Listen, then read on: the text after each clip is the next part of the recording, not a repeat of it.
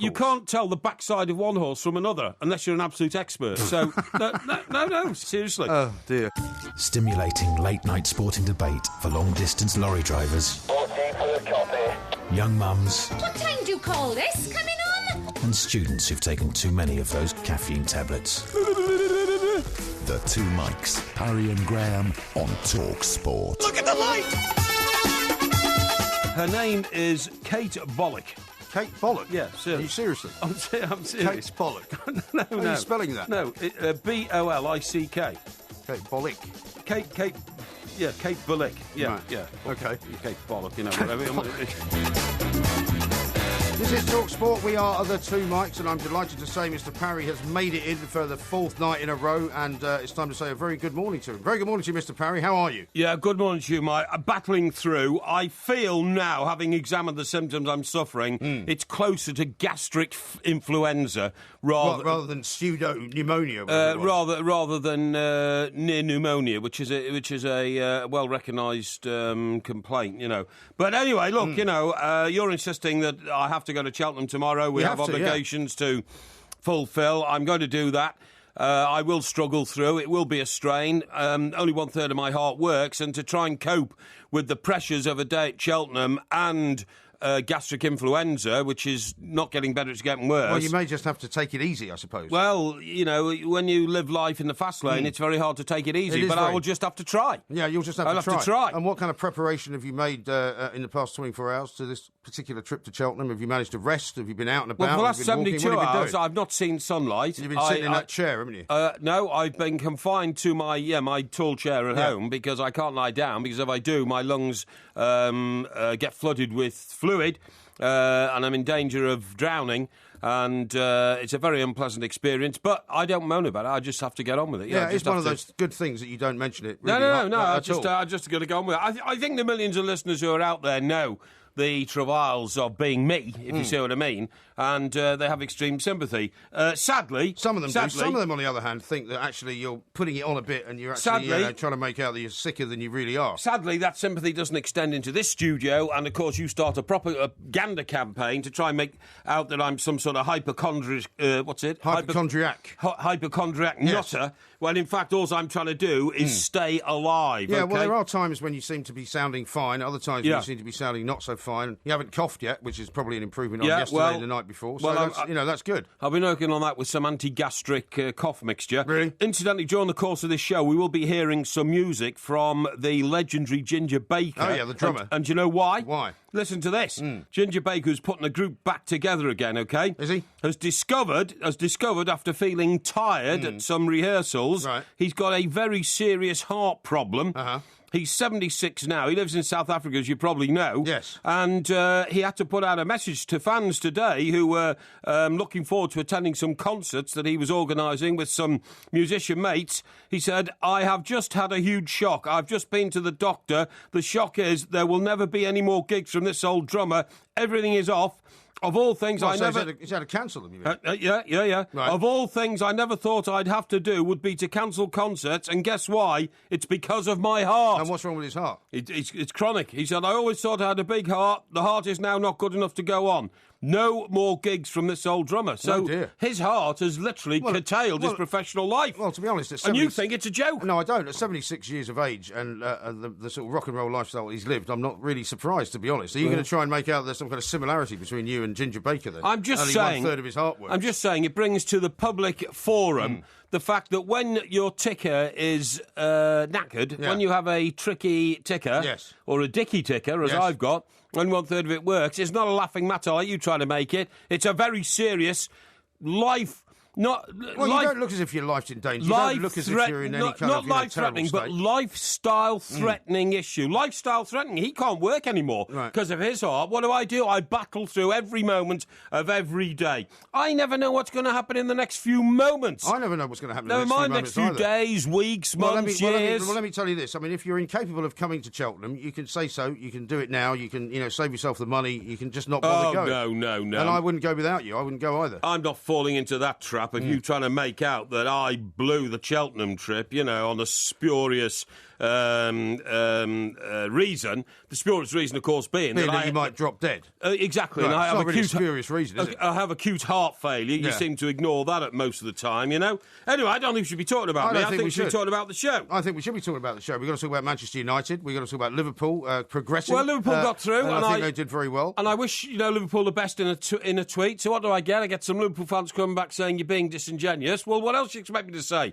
If an English team goes through, is it the semis are in now? They're in the quarterfinals. Quarterfinals. Yeah. The quarterfinals of the Europa League. And they're an English team. I always say you will find me always sticking up for the English team no matter who they are. So then I get a load of tweets from the United fans saying you didn't wish us the best of luck. Yeah. Well, I didn't because I'm not a United fan or a Liverpool fan. Well, also they're out as well. But So, exactly. You played each other, and all I'm saying is that an English team had to win. I wish that English team luck in the rest of the competition. Okay, well, simple as that. A lot of Manchester United fans ringing TalkSport afterwards to say. What do you think of that goal tonight? Which one? The Liverpool goal. I thought it was pretty good. What you mean the little dink? The little dink goal past De Gea. The dink by who? The one by Coutinho, wasn't it? Coutinho, yeah. Did you see, somebody sent me a tweet of Coutinho flashing through the middle of the United defence with Fellaini not being able to turn there was as fast as an oil tanker. An awful lot of criticism of Fellaini, an awful lot of criticism of United in general. Indeed. Roy Keane was saying, when I put the United shirt on, I used to feel 10 feet tall. These guys are putting the United shirt on and somehow looking smaller. Yeah. I don't know what that's all about. Yeah. And the England squad's been announced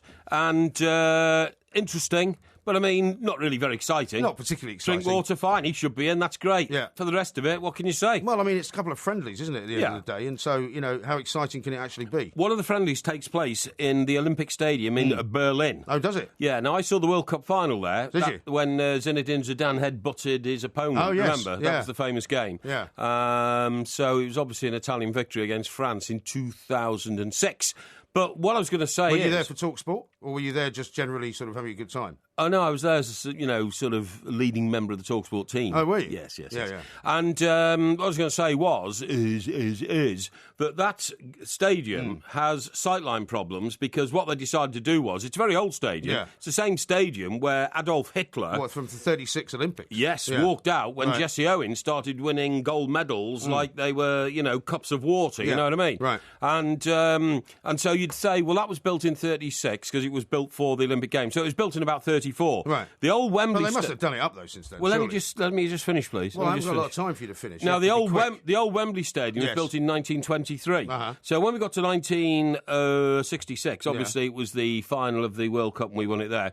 Now, when we got to the year 2000, we decided Wembley Stadium had to be knocked down because it was antiquated. Even though you didn't think that was a good idea.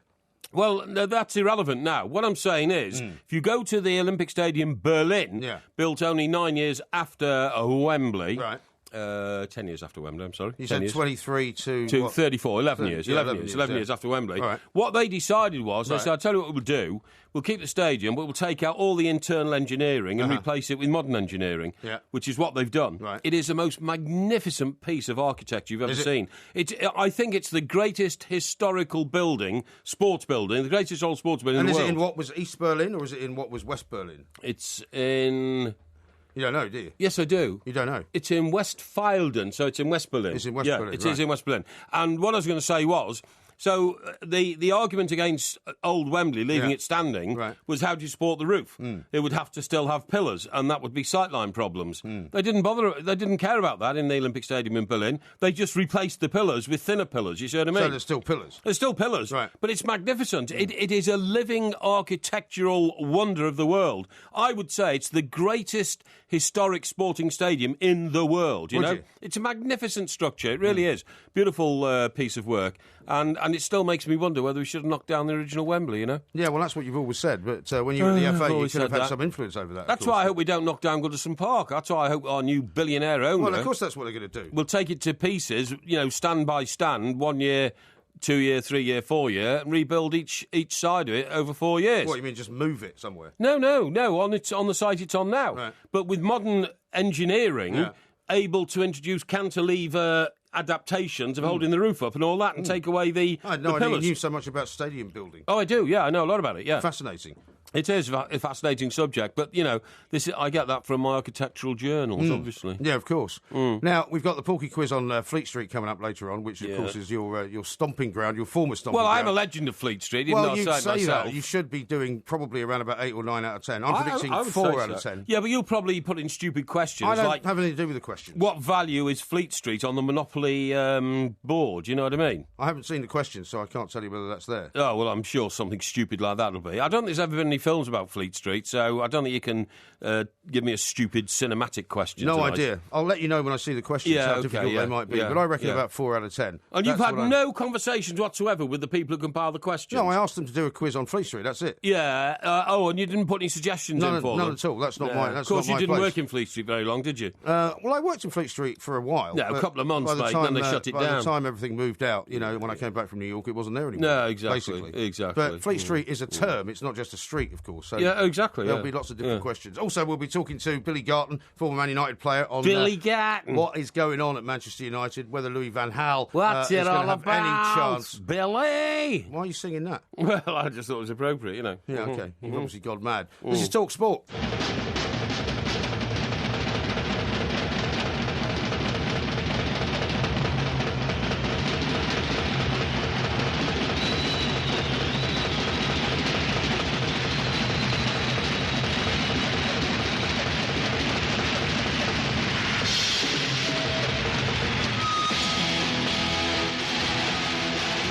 That's Ginger Baker before his heart went, I presume. Yeah, that's right, absolutely, yeah. What a incredible guy he was. Well, he was. Did we not talk about some film that came out about him a year or so ago? Well, it's a documentary, I think. Yeah. John was telling me, our top tech op there, that you know, and it's focused on his life in South Africa, where there's a string of polo ponies. But I thought you mentioned it as well, though. Stuff. Did you not mention it as well? I did mention it, yeah. Yeah, I did see a bit of it, but I can't remember it too vividly. I may have been watching it at night when I was tired or something like that. Yeah, because you don't actually watch anything until the end, do you? I think that's more or less what we've now worked out. Well, I watched Shetland till the end recently. Did you? Yeah. Oh, right. And I watched what was the other one I watched to the end? Oh, Happy Valley, fantastic. Did you I told watch you it about that absolutely last to the end, though? Absolutely to the end, Right, yeah. okay. But Ginger Baker's a fantastic story. I've told you this story before, but I have to tell you again. Right. He worked in a Royal Mail sorting office. And all he used to do was sort mail. Right. So and then the posties would come in, they'd give him a bundle of mail and say, "There, mate, that's for the High Street," and "There, mate, that's for Lower Barrow," and "There, mate, that's for the Green." That's and how all they this kind of sorted stuff. it in those days, right? That's how they sorted Did it, they yeah. not have some kind of machine to do that then? No. Did it by hand in his day. Did it by hand. So, and they didn't even have postcodes. Didn't even have postcodes. How about Well, that? they did. I remember when I grew up in Hampstead, it was NW3, but it wasn't like, it didn't have the other bit at the end. Yeah, that's right. That's what I'm So saying. they actually did have postcodes. No, not provincial towns. He comes from a provincial town. He came from, Well, like, you're saying that when you Cirencester. grew up in Chester, it didn't have any kind of postcode? Well, it did, but the postcode only developed in my teens. CH2 3HU. Yeah, no, that's the long version. But Yes. there must have been a shorter version as well. No, it was 23 Yeah, it must have Laurel been. Grove, Hoole, Chester. Yeah. That was it. Well, that was it. Yeah, that was it. Seriously. Yeah, Wow. yeah. Anyway, point of my story is, Uh-huh. he goes in one morning and he goes up to his supervisor and he says, "Listen, Mr. Ted Morton," whatever his name was. Whatever his name was. He said, "I'm leaving." "Oh, really, Baker? Where are you going? Who'd employ you?" He said, "I'm going to become a drummer in a rock and roll band." "Oh, are you?" Right. Yes. And "Oh, this was in the time when rock and roll wasn't really very well developed. It was just starting. And if he's 76, he's around about the same age as Paul McCartney. Yeah. So you can imagine this was 1958 or something like that, Yeah. you know. And his supervisor said, "I didn't know you could play the drums." He said, "No, I can't." He said, "So how are you going to be a drummer?" He said, "I'm going to take lessons and I'm going to teach myself. I'm going to be the best drummer in the world." And he became one of the best drummers. He in the did. world. He became one of the most successful anyway, if not the best. But one of the best as well in Cream. Cream was the And great that was group. what you just heard. That was Cream. Was that Live. Cream? Yeah. And apparently he specialised in solos, right? Yeah. He liked doing the old. Well, you they know, all did that in those days. They all did Well, solos. If you went to see a except- band in the 70s, they would have a drum solo, they'd Yeah. have like an organ solo, they'd Yeah. have a guitar solo. Except for one band that never did them because the drummer didn't like doing them. Who was that? The Beatles. Right. Ringo Starr did not like doing drum solos. He said he thought it was fatuous. Well, yeah, but they weren't that kind of band, though. They didn't do those kind of concerts, did they? They didn't do those long-winded sort of songs. They the just only did one pop he did songs. is on Abbey Road, isn't wasn't it? You know, a bum, bum, bum, bum, bum, bum, bum, Yeah, bum, but I mean, you know. they didn't really, Yeah. when they were doing live shows, all Yes. their live shows were kind of pop songs. They weren't really about kind of, 10-minute long songs. Yeah, but 15-minute long nevertheless, generally speaking, within a band, the drummer would always sort of throw a paddy and insist he had a drum solo slot, wouldn't he, on an LP or something Well, like he that? would you in know later what I mean? times, yeah. But when Yeah. the Beatles were doing their stuff, yeah. that wasn't. I mean, you couldn't even hear most of the stuff they did. No, but live Ringo anyway. Starr, who was very pragmatic about it all, said, "I don't think a drum solo's particularly interesting or good. You know, my drumming is part of Yeah. a broader tapestry. Yes. It's part of a record, and standing on its own, I don't believe it's anything special." Which I think was, brilliant insight into Ringo Starr, really. Was it? Who was never given the credit for what he did, really, for the Beatles, was Well, he? I think he probably just quite happily sat there and did what he was told. But don't didn't you he? think it's a scandal? Why? Don't you think it's a scandal that the only living Beatle left, well, there's two of them, obviously, Yeah. but the only other one, Paul McCartney, is a Knight of the Realm, Sir Paul McCartney. What, and Ringo's not? Yeah, I think it's an absolute scandal. Why? Ringo Starr was as much a part of the Beatles as Paul McCartney. I know he didn't contribute as much material, he didn't write as many songs, and he didn't develop as many, sort of legends like Eleanor Rigby and all that kind of stuff, but he was Well, maybe you nevertheless... should start a campaign. I think we should start a campaign. No, I don't mean we. I mean you. I don't want to start a He campaign. was nevertheless a part of the most famous pop group of all time. In fact, the group that defined modern music included Ringo Starr sitting on a drum stool behind a drum kit, behind Lennon, McCartney and Harrison. Harrison is dead, obviously, and didn't get a knighthood. He didn't get a knighthood either. John Lennon got shot dead by a nutter who should have been He didn't get a put knighthood to the either. sword and still should be. I hope they never release that man, otherwise I'll be over I in thought we America. weren't going to talk about the Beatles this week, actually. No, do you know what? We're not going to, but there's just one thing here I've just got to read. It's incredible. Is it? Would you mind if I just gave the... Would I mind? listeners No, a bit? not at all. Right. Very happy that you've asked me. There's a boat called the Royal Iris. Now, you may or may not be aware of the fact that this boat used to sail up and down the River Thames between New Brighton and Liverpool and Birkenhead. And it was... The River Thames? There's the River Mersey, I'm Right. awfully sorry, the River Mersey. And it was called the Riverboat Shuffle. Right. And it was a disco boat. Okay. Well, it wasn't called a disco, no. A nightclub What, you mean like boat. a Friday, Saturday night type outing boat? Yeah, absolutely right. Okay, the Royal Iris in its heyday, 1961, all that kind of stuff. And I've got a poster here, and it says a Riverboat Shuffle. The Cavern Club presents a Riverboat Shuffle on board the MV Royal Iris. Okay. Yeah. Starring, get this is what the poster says, headlining Mr. Acker Bilk and his band, right? Right. With the second group of the Beatles. Really? Yeah. And it says ticket sales, 8 shillings and 6pence, right? Right. But And it's from 1961. this is from 1961. Yeah. So, but get this is the most... So is the boat no longer in existence? Well, the reason I'm reading you this is because there's a campaign going on Merseyside to save the Royal Iris. It's lying in a dock somewhere, rusting to pieces, and it's not on Merseyside. It's somewhere in the south of England. I can't remember which one it is. I think somewhere like Chatham or somewhere like that. Okay, Yeah. But anyway, I picked up on this campaign. There's a letter here from a young lady called Ms. Patricia Inder, who lives in London, London Southwest 10. Right. But during There's a postcode. Sorry? There's a postcode. That's a postcode, yeah. But during the course of this letter, she says, I'm very worried about the future of the famous Mersey ferry boat, the Royal Iris.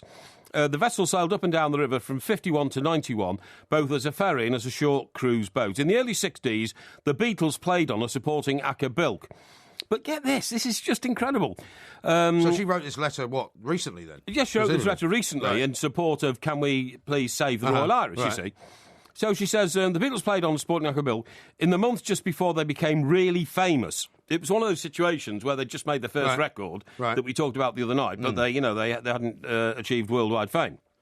So she says, I was on the boat that night. The reason was because I was then John Lennon's girlfriend. Yeah.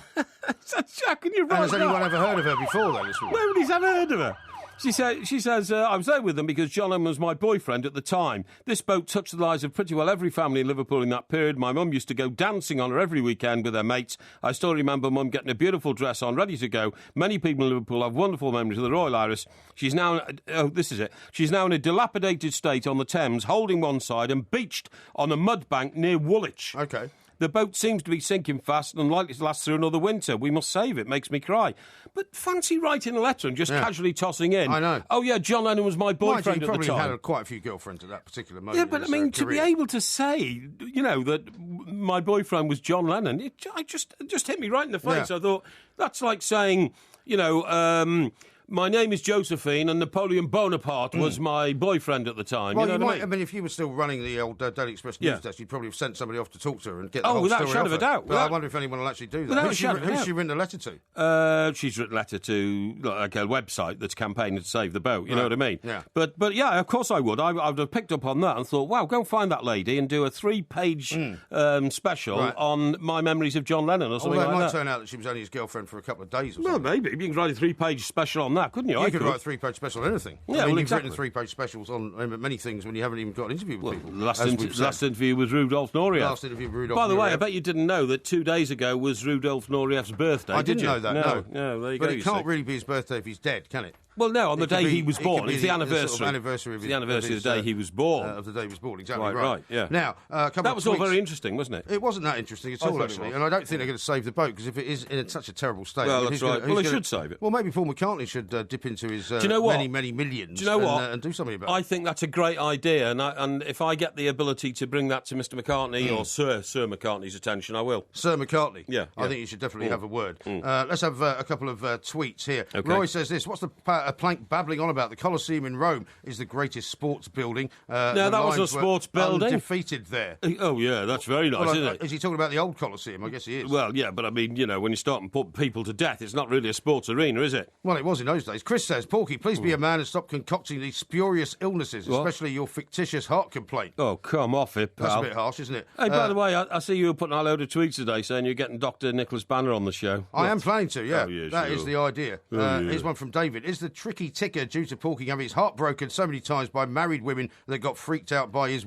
odd ways? No, not really. I'm not odd, and they didn't get freaked out by my odd ways. What is an odd way? Is an odd way taking a lady to a hotel where you have a suite for the night and you bring dinner up to the room and she's allowed to luxuriate in a bubble bath while I pour a champagne There's and all absolutely nothing odd about that. Exactly, No, exactly. You're quite right. Exactly. You are Thank definitely not odd. Thank If there's you. any odd people around, you are definitely not one of them. Yeah, We've dead got lots right. going on. We've got Billy Garton to talk to, former Man United player. We'll find Hey, out from him. Billy. How bad is the crisis at Old Trafford? This is TalkSport. The Form Zone on TalkSport with Betfair. Listen to TalkSport throughout the weekend for Betfair's experts' essential guide to all the latest form and odds as all the big teams face off. Everything you need to keep ahead of the game and make sure you know where the smart money is this weekend. Enter the Form Zone every weekend on TalkSport with Betfair's ACCA Edge, giving you cash back on trebles and above on all sports and markets if one leg of your accumulator lets you down. Selected bets only. Full terms at betfair.com. Gambleaware.co.uk. London Has Fallen is the UK's #1 action movie that everyone's talking about. Get down! The sight of London's landmarks exploding in flames is both impressive and unsettling, says the Daily Mirror. And Andy Lee from the Daily Star calls it explosive, with thrilling non-stop action. Stay with me. We'll get you out of here. It's a lot of fun, says The Sun. Gerard Butler, Aaron Eckhart, and Morgan Freeman. Oh, my God. London Has Fallen. In cinemas now. Rated 15. Sergeant, why have you brought the chaps to a Fiat professional dealership? You said quick March, sir. Yes. There's an offer on Fiat Doblo and Fiorino vans in March. And quick? Only 31 days in March, sir. Clock's ticking. Sergeant, I really don't think we can... 3 years warranty and 3 years roadside assistance. Yes, that is rather good. 3 years servicing for just £99 and a £300 prepaid card for fuel too. Don't bother walking back. You grab a Doblo. I'll take a Fiorino. Quick march to your local Fiat Professional dealership now. Mileage limitations apply. For full T&Cs, visit fiatprofessional.co.uk. Drive on TalkSport, the UK's only sports-dedicated drive time with Sky Sports. The sharpest analysis on all the day's action from the giants of sport. Shane Warne is with us on the show. How you doing, Shane? G'day, guys. How are you? Laser-guided comment and rapid reaction from a nation of sports fanatics. Into the corner of the net. Drive home with Darren Gough and Adrian Durham. Who else? Weekday afternoons from 4 on TalkSport with Sky Sports. I've had an insight to that because I was talking to John, the top tech. That is Judas Priest. The top tech, it is Judas Priest. Right, yeah. okay. And the reason Breaking we're playing the that law. is, of course, my campaign to restore the good name. Oh, I didn't know it was a campaign. Oh, it is, yeah. You mentioned this on the show yesterday. was it? Yes. My campaign to restore the good name of Judas Iscariot Yeah. is now underway. Okay. And picking up energy. For instance, it has been revealed, which I didn't know until I started searching my ecclesiastical journals today. Right. Did you know that Judas Iscariot had ginger hair? I didn't know that. And for that reason, people like myself, who were born and brought up with ginger hair, have been subject to abuse and vilification ever since. What, you're saying you feel some kind of sympathy for Judas Iscariot? Yes. Is that what you're talking about? Well, it's terrible the way that he was identified as the man who betrayed Jesus. Who's behind all this nonsense, though? Why has this movement suddenly begun that people want to sort of, make out that Judas Iscariot didn't do a bad thing? Well, the movement to write the vilified name of Judas Iscariot. Yeah, but who's behind it, though? That's what I'm asking. It's not you that's behind ecclesiastical scholars. Is it some kind of liberalisation of the Church of England? Is it something to do with the Catholic Church? What is it? Well, the Bishop of Leeds, I told you about last night, who's the Reverend Nick Baines, started but is it just him, though? By saying he feels sorry for you. No, I've told you. There's several people who've got on top of it since then. People have joined this. For instance, when an English translation of The Last Days of Judas Iscariot was published by the US National Geographic magazine in 2006, right? Its introduction opened with the incendiary words, "An ancient text lost for 1,700 years says that Christ's betrayer was his truest disciple." Oh, really? Now, this has only just been translated after 1,700 years. But does it really matter at this point in time? It does. Though? Because more and more people are less and less interested in what happened as far as the whole kind of Christian theology thing is concerned, and nobody's really that bothered, are they? Well, think about it like this. Yeah. Think about it like this. When you call somebody a Judas, you're branding them a traitor. That's right. You're branding them a creep. Yeah. And somebody who does evil, right? Yeah. Somebody not to be trusted. Exactly. Yeah. Now, supposing... Although I don't think I've ever called anybody a Judas. Well, yeah, I have. Yeah. Have you? Oh, I have, yeah. Definitely. When? Oh, people who've done me down, during my lifetime, Right. I've given it them, and that's the very least I've called them, believe That's me. the word that you prefer to use. Now, just imagine if in 1,700 years' time, somebody who was allegedly faking an illness was called a porky. That would be terrible. See what I mean? Yeah. And then somebody would find a text from 1,700 years ago, hang on, this is so unfair. Porky Parry wasn't a man who feigned injury. But Porky Parry by then would no longer give a monkey's what was being used in his name or not, would he? He actually had acute heart failure and died on a trip to Cheltenham with the other Mike Graham, who constantly mocked him for feigning illness. What happens if you die on a trip somewhere and you've got a return ticket? Do you get the refund, or would I get the refund? How does that work? Well, I should try it. Because it's very expensive, isn't it? Oh, very expensive. It's a very expensive train journey. £262 Unbelievable. Unbelievable. I mean, you'd fly to New York for that. You could, practically. Yeah, you could. £262, just to let people know. Is it Virgin trains? And is it one of the... No, it wouldn't be Virgin going down there. I think it'd be South West, wouldn't it? South West? Let me have a look. I've got the booking here on me. You're the person that booked it. Is it not also one of those where you can go on any train, or do we have to get specific trains? No. Is it a specific train? Otherwise, you lose all your money. I've got out my information device because I wanted to make sure we've got the, the number you have to pump into the machine in the morning. Yeah, I put that to the top of my list. Right, here we go. This is for the benefit of our listeners. Right, here we go. Journey London, Paddington to Cheltenham. Yeah. Let me just see here. But is the ticket open, is what I'm saying? Well, hang on. No. Because that's important. No. So if we miss that train, we'd have to buy another ticket. No. Hang on. Right. This is confirmation of your booking. Yeah. You don't have to read out the whole thing. Well, it says train line. Right. Those are the people who've done it, right? Yeah. And it says here, London Paddington to Cheltenham. Right. Yeah. Depart 9:36. Yeah. Arrive Cheltenham 11:52. Right. That's not bad because no the pub's stops. open at 12 o'clock. Well, no changes anyway. It's Great Western, by the way. Great Western. Great Western. We're in Coach L. That's not the question I asked you. I asked you asking? what happens if you miss that particular train. Do you have to buy another ticket? Yes, you do. Because for that kind of money, you should be able to get any train. Right, listen to this. Route valid only for travel via changing trains or passing through Stroud. Stroud? So we're going through Stroud, OK? Right. But last year... But we're not changing, though, are we? No, last year we changed onto a cattle truck, didn't we? At Swindon, yeah. Yeah. Right, so coming back, we're on the 1802. OK. Oh, hang on. Sorry, I've just pressed the wrong button here. Oh, what's happened here? Oh, here it is. Right, OK, I've got it back. Yeah. No, hang on. And... don't delete it, whatever you do. I'm not deleting it, no. And we get back into London about 8 o'clock, OK? Yeah, but surely for the amount of money you've paid, is my point, you should be able to get any train you want. No. It says here... honestly, route valid only for travel via... Yeah, that's the route, but that doesn't say the train specifically that train? Because, if you buy sometimes a cheaper ticket, it says you have to get a specific train. I presume we can get any train. For example, if we get delayed, is what I'm thinking at Cheltenham, and we have to get the 8 o'clock train. No, that's why they give you times and seat numbers. Yeah. You've got to go on those trains. Right, getting down to the painful bit of it. Yeah. Transaction limited, card type number, fare details. Don't give out your card number. No, I'm not going to. Journey 1, adult fare, right. £258. Is that both ways? That's that's outward journey. That's 2 times 129. Okay, right. Journey 2 coming back, adult fare, £258. That's 2 times 129. Booking fee, £1.50. Payment on card fee, £10.35. £10.35? £10.35. It's ridiculous. And total... I think you've been done. Hang on. Total, to get to Cheltenham and back tomorrow, for you and me... hang on. It's gone dark again. Gone dark. Hang on. All right, I've got it. Just touch it with your hand. Total amount, £527.85p. It's unbelievable, that. Costs are inclusive of VAT at 0%. That's strange. No VAT on train. Right, it says here, right, now you've just asked, popular queries. How can I change my booking? Right. It says you can change the date and time of advance tickets. This is an advance. If we hadn't advanced, it would have cost twice as much. If you book it tomorrow... No, it wouldn't. It couldn't possibly cost twice as much. You could not... Surely you wouldn't pay £1,000 to go to Cheltenham. I'm telling you... That's ridiculous. It says here you can change the date and time advance tickets by logging into my account. You need to make any changes at least... By logging into whose account? Your account? No, it just says my account. Well, that means your account. No. MY account. It's that's your account. No, it's an internet thing. Is it? Yeah, it's called My Account. Have you got an account there? No, on Great Western, you idiot. Well, why have you not got an account? I don't know. Well, I didn't why does book it say these you should tickets. log into my account then? Well, it's probably the account of the person who booked them. All right. Anyway, it then says at least 2 hours... I'm going to big this up. Oh, we are. Look, I've made it bigger. Well, that's good. Yeah, well done. Right. You need to make any change at least... See the time, by the way. Hang on. 2 hours before your original train was due to depart.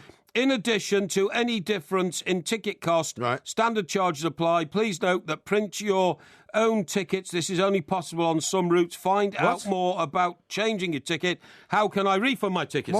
Why are you reading out the terms and conditions? Because you asked me I didn't. whether you can cash it in if I die in Cheltenham. Well, that was one question. The other question was, can we use it on any train?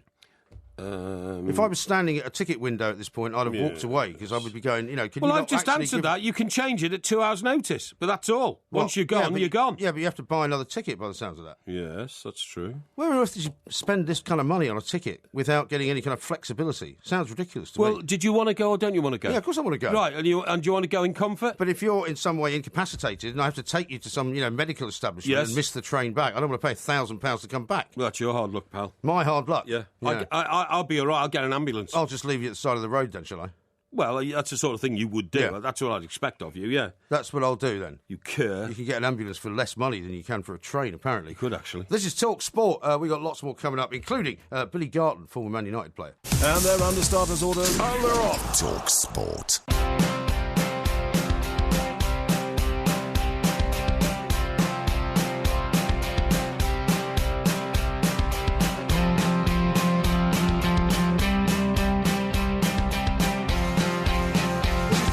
We are the Two Mics podcast coming out a little bit later on. We're off to Cheltenham when the show is over, give or take a couple of hours, of course. We'll be on H&J a little bit later on Friday afternoon. Right now, though, we're going to look back on that match last night, Manchester United against Liverpool. The first time they've met in Europe, amazingly.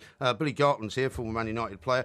More disappointment for Louis van Gaal and the fans. Billy, a very good morning to you.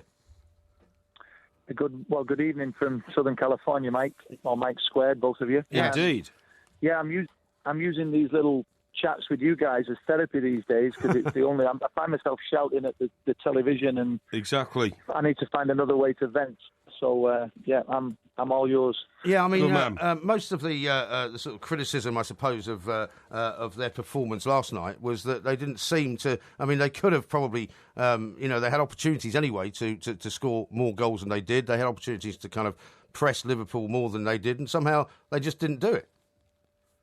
I think the game was over, wasn't it, in the first leg, and they were forced last night to actually make it a really sort of open, expansive game because they were trying to, obviously force the game to score goals. And even though they did create chances, they were, in my opinion, they were much more proactive and a bit more dynamic than they normally are. But by the same token, they left themselves wide open on a number of occasions, and Liverpool could easily have scored as many as United could have scored. And, the goal just before half-time was just, you could almost feel it, like the noise and the energy being sucked out of the stadium once Liverpool had equalised, and it was over by then. So, yeah, really disappointing. Frustrating for me. More frustrating was probably the fact that the Liverpool fans, as a United fan, the Liverpool fans sang their heads off for the whole of the second half, and that's like just rubbing salt in the wound, for a Manc to hear the Scousers continually singing at Old Trafford was just painful. It certainly was. Billy, if I could describe Manchester United now as the former glory of a cruise liner that majestically ploughed the seas, but now the rusting hulk of a once mighty vessel lying on the banks of the Manchester Ship Canal, holed below the waterline. I think you get a bit carried away. Excuse me, and about to go down. Would you agree with me?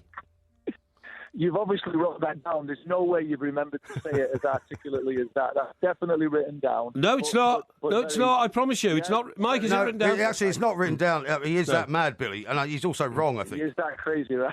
No, I think, the analogy is a good one. I said to one of my sons earlier today, I always feel like it's like a hose pipe with a hole in it, that you plug one hole and then another one appears, and then you plug another hole and then three appear, because in all of the performances this season, I've not seen a complete performance. They tend to be able. I thought first half they got it really together with the attacking element of the game, but then that stupid goal that's given away, really poor defending from Varela, and then you're peeing in the wind, for want of a better expression, because it's over. And I'm disappointed that they've not all season been able to do things in a more honest and disciplined manner. It seems that whenever there's a goal scored, they can easily leak goals, and then when they keep clean sheets, they can't muster the attacking prowess to go and score goals against teams. And United teams of old have had, in the Fergie years, have been built on great defence, great goalkeeping, and then the ability to go and score goals at will, almost at Old Trafford. And we're just nowhere near that at the moment. It's we are a shadow of former glories, and your analogy, Mike, is probably a good one. Thank you very much. Thank you. Fight as well, isn't it, Billy? Because Roy Keane was on ITV a little bit later on after the game was over, saying that when he pulled on a Man United shirt, he felt 10 feet tall. He says, looking at some of these players, it seems to shrink them. It seems to be heavy on them in some way. It's not having the same effect. I said this last time I spoke to you. I think I look at the faces on the players, I look at the expressions, I look at the disappointment, or I look at the frustration of players and teams gone by when they've been playing Liverpool if they're not doing what they should be doing. And, I look at the faces of the players, and I don't, almost like, in many respects, a replica of the manager who sits there pan-faced and doesn't show emotion often enough for me. And the players are a replication of him in that respect, that they lack. Even internally, they may be feeling it, but I think that they should be showing it with their facial expressions. I mean, Juan Mata he's laughing the whole game. It's like he makes a mistake, he laughs.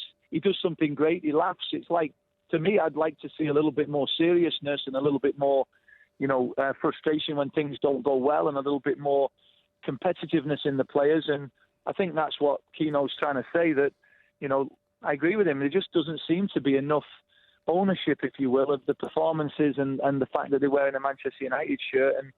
And I've defended them all season, and now I'm talking as a fan now, not as a former player, but I'm finding it painful, to sit there and watch resigned before a game even starts, knowing that we're not going to do it. Do you know what, Billy? I think Mariam Fellaini just about exemplifies everything that's wrong with Manchester United. An Everton reject who pitches up at Old Trafford, right? He's a big, hulky, elbowing, ungainly, slow, can't turn. You liked him at Everton, though, didn't you? No, he was no good at Everton. Yeah, you liked him at Everton. You loved him at Everton. He was a hero. No, hasn't got many ideas. But do you know what I mean? He's everything that's wrong with Manchester United. He doesn't seem to fit into the team. He uses his elbows. He uses his height, his muscle. He hasn't got much brain power. He can't turn. He doesn't seem to know what his role is in the team. He exemplifies the chaos. I agree. I think that there is a word for a player like that, in my opinion. And useless. There are times in the game. He was your best player for 3 years. Well, we've moved on. He wouldn't get into an Everton team these days, seriously. Yeah, he's giving up on him now. Let me say this, though, that there is a word for a player like him, but for him to be the go-to guy, which I felt that he was today, like he was the guy that they were going to with the ball centrally in midfield. He was the guy that they were trying to make the playmaker almost, and be a pivotal player to get things going. And if that's the state of affairs, then it is a sad state of affairs, because he just isn't that type of player. And we relied heavily today on giving it to him in areas where he's, with all due respect, he's not capable of being a playmaker. And, the frustration for me as well, when you see the lack of athleticism in the midfield areas, is one of the reasons why teams just run past us. I mean, Schweinsteiger and Carrick, great passers. Knackered. Too knackered. They're old and knackered. But, well, just one paced and a little bit immobile. Yes, and you put same thing. With them as well. And Coutinho today, when you saw him go on that jinky run down the middle, he just left him in their wake. And he did. And that, to me, would be a priority position for us. We need more athleticism in a central midfield area. That was like watching a hot knife go through butter, seeing Coutinho weave through the middle. Then You've been really raving was. on about this all night. Let me just ask you about this, Billy, because it's the Manchester derby coming up. Manchester City away, of course, on Sunday. And what's been said before is that if Manchester United can't get into the Champions League, then Louis van Gaal is definitely not hanging around. But there doesn't seem to be any movement on the managerial front. Manchester United seem to be kind of, stuck like a rabbit in the headlights. I think, personal opinion, not fact in any way, but my personal opinion is that he's been told that he'll be there till the end of the season, and he's probably agreed to that. Whatever results come our way. I'm fearful. I've been fearful in recent years going to the Etihad and playing City. I'm even more fearful now, because I can't. Not only can I not see us winning, I can actually see us potentially getting a good hide in there and it becoming an embarrassment. But, I don't think he's going anywhere. I think he's going to be sitting tight and seeing out the season. And I think, in my opinion, that's the message that he's been given. See it through till the end, and we'll probably end up, languishing 5th or 6th or even worse in the league. And we'll never get a better chance to win the FA Cup, by the way. We're playing that really weak team in the semis when we beat West Ham. Who was it? We Everton, right, in the semi-finals. Right. If we get there. So, I think we can go. I think there's a great chance to win a trophy, but I just don't think that they've got the muster to be able to put together now, 3 stellar performances to go and win the FA Cup. That'll be interesting to see as well. We'll talk some more about that. Billy, thank you very much indeed. Billy Garton there, former Manchester United player, saying that we are now his therapy. That's what it's come down to, unfortunately. But if Manchester United can get past West Ham, not a lot of people think they can they then get past Everton? But we'll talk about that in a moment. Absolutum. This is Absolutum. This is Talk Sport. On digital radio and 1089 and 1053 AM. Talk Sport.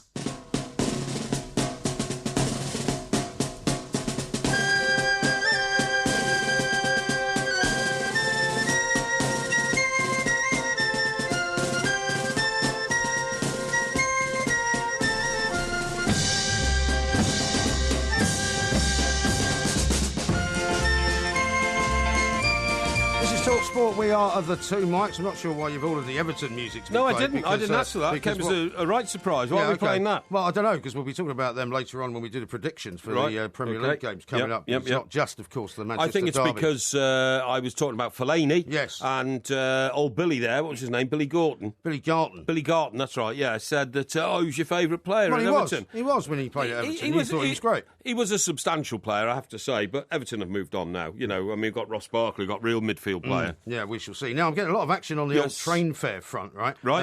Chewy sends this. It says, you need to fire your PA, Porky. National Rail app says no. And I'm not sure what he means by it says no about, but he says there's a 9:03 train to Cheltenham, which we're not getting. We're getting a 9:36. 9:36, right? So hopefully there is a 9:36.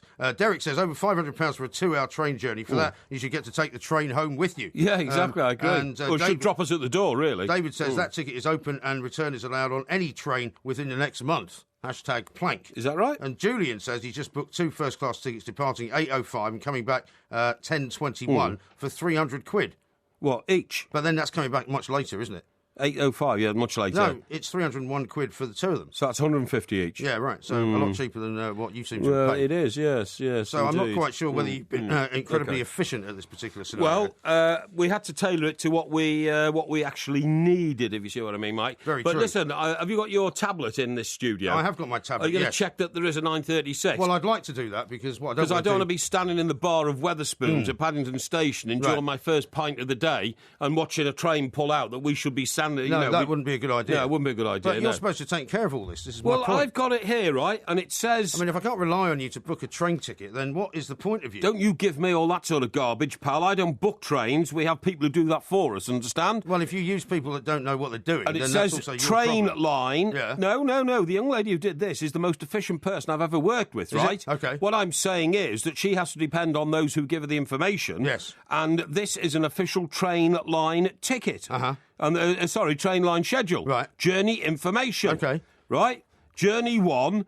Departing London Paddington to Cheltenham 9:36. Okay. All right. Well, I'll double check that there is a train at 9:36. Gets to Cheltenham 11:52. Okay. That's all I can tell you. All right, well, stay calm. Okay. I don't want you to get excited because Calm you're down, in bad calm enough down. shape as it is. Now, coming up in the next hour, we're going to do some predictor scores for the Premier League games coming up this weekend. There's quite a few of them on TalkSport live commentary, of course, as well. And the Porky Quiz, which is on Fleet Street. Of which I'm an expert. Now, have you been Knowledge. doing any kind of research on that, or is it just all in your head? Is that what It's you're all, going it's to tell all me? in my head, mate. Hey, by the way, that Ruby Murray, talking about Cheltenham, Yeah. 3 winners on day 1. Ruby who? Ruby you. Ruby Walsh. Ruby Walsh, that's what I Who's Ruby Murray? That's Ruby Murray, that's it. Isn't that rhyming slang for a curry? It is. It's very stupid of me to say that. Yeah. Right, so Ruby Walsh, 3 winners on day 1. Yes. 1 winner on day 2. Yeah. 3 winners on day 3. I know. Including his 50th. God, blimey, what a boy. Well, hopefully he'll give us a few tips. Well, I hope so. He did tomorrow, last and time we'll we do were well. there. Yeah. This is TalkSport. We are the two mics. TalkSport 2, The Prodigal Son, is on the air. It's so new, you'll need to retune your DAB radio to receive it. Find out how at TalkSport.com/retune. Coming up today on TalkSport 2 from 9, Live World 2020 Cricket. Hear full commentary of Australia versus New Zealand.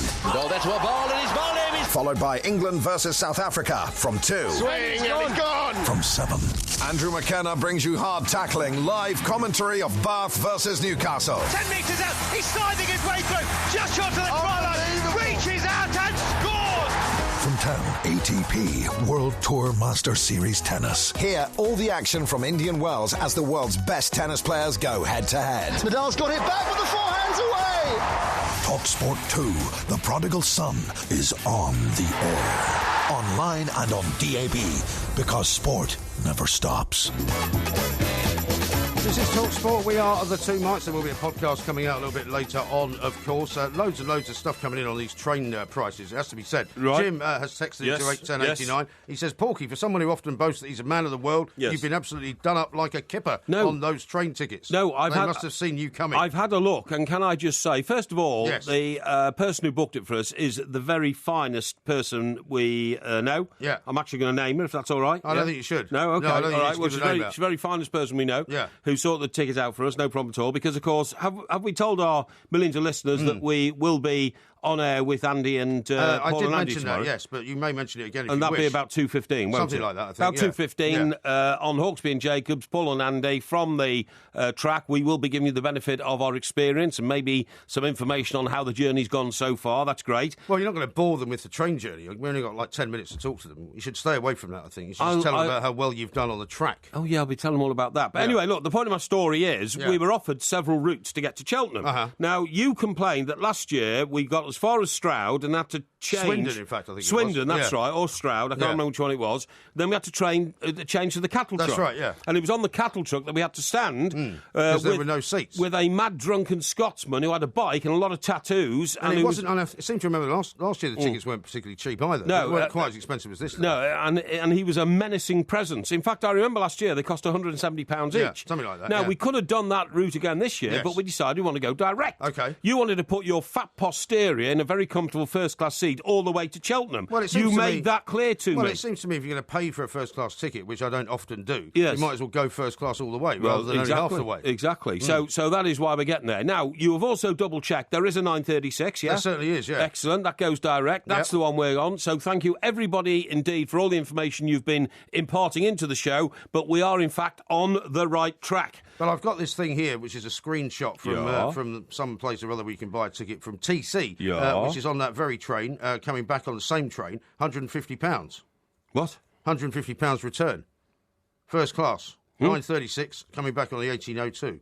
So you could have got it slightly cheaper. In fact, coming back, it's £64.60. Not first class? Yeah. Don't be ridiculous. It is, that's what it says. What did you say? It's 64 coming back and 150 going out. You mad? I'm not mad. You can't be. Well, that's what it says here. Huh? Well, lots of people are saying you've been stitched up. I think you may have been. It's now sorted. Anyway, don't worry about that. Listen, are you talking about tomorrow? Yes. Are you sure it's tomorrow? It is tomorrow, yeah. It's Gold Cup Day tomorrow. Yes. There's a premium on all the prices getting to and from Cheltenham. It is. Right, anyway, enough of that. Now, I want to talk to you about the very sad death of Paul Daniels. Yes. I think it's a tragedy. Yeah, I wasn't aware that he was actually ill. He had a brain tumour. He had a brain diagnosed only weeks ago or months ago, right. and was told, "I'm sorry, there's nothing we can do for you." And I have to say, when I say it's a tragedy, look, everybody dies, unfortunately, or fortunately, because we're only here for a visit, and then you move on, so to speak, into the next life or whatever. Well, in some cases, when somebody who reaches quite a decent age dies, it's as I've often said to you, sometimes a sort of it's a commemoration of commemoration. I agree. Yeah, a sadness. Yeah, but he wasn't that old. But what I was going to say was, I do think it's worth noting his life because he gave a lot of entertainment and joy to millions of people. Well, one of the things that 77 he was, by the way. He was. Yeah, one of the things that I found remarkable was that when he was at the sort of peak of his powers and doing Saturday night television, 15 million people used to tune in to watch his show, which is a remarkable number, isn't it? I know. He spent the last 48 hours of his life asleep because, obviously his brain tumour had got to him, and they said he was in a happy but confused state before he went to sleep, 48 hours before he died, and then he died. And it's very, very sad. And I always thought his wife, Debbie McGee, was a lovely lady. Yeah. I mean, she was younger than him, and it was one of those sort of inspiring romances. Yeah, well, she was his assistant, his glamorous assistant, as he used to call her. Very glamorous, yeah, she was. She was lovely. And she's been very kind of much in evidence over the last few hours, talking to various sort of TV networks and all that. And she seems to be a lovely woman. Oh, indeed. Miss McGee, who was a ballet dancer before meeting Daniels in 1978, said, "Our life has been full of laughter, and that's what it's been for the last few weeks, right up until the last 48 hours when he slipped into a deep sleep." The day I was told of his diagnosis, I think I cried the whole night. Then I said to myself, what would he do if he knew about the situation? Let's go and find out from the doctors what we've got to do. And then they said we just have to face up to it. And we did. After coming second on Opportunity Knocks in 1970, Paul Daniels became one of the country's best-loved entertainers as the star of The Paul Daniels Show, Odd One Out and Whizbit. He had previously spoken openly about death, saying it's just like going to sleep, but he didn't know then that he had terminal cancer. So it's all very, very sad. I'll tell you what I remember about him.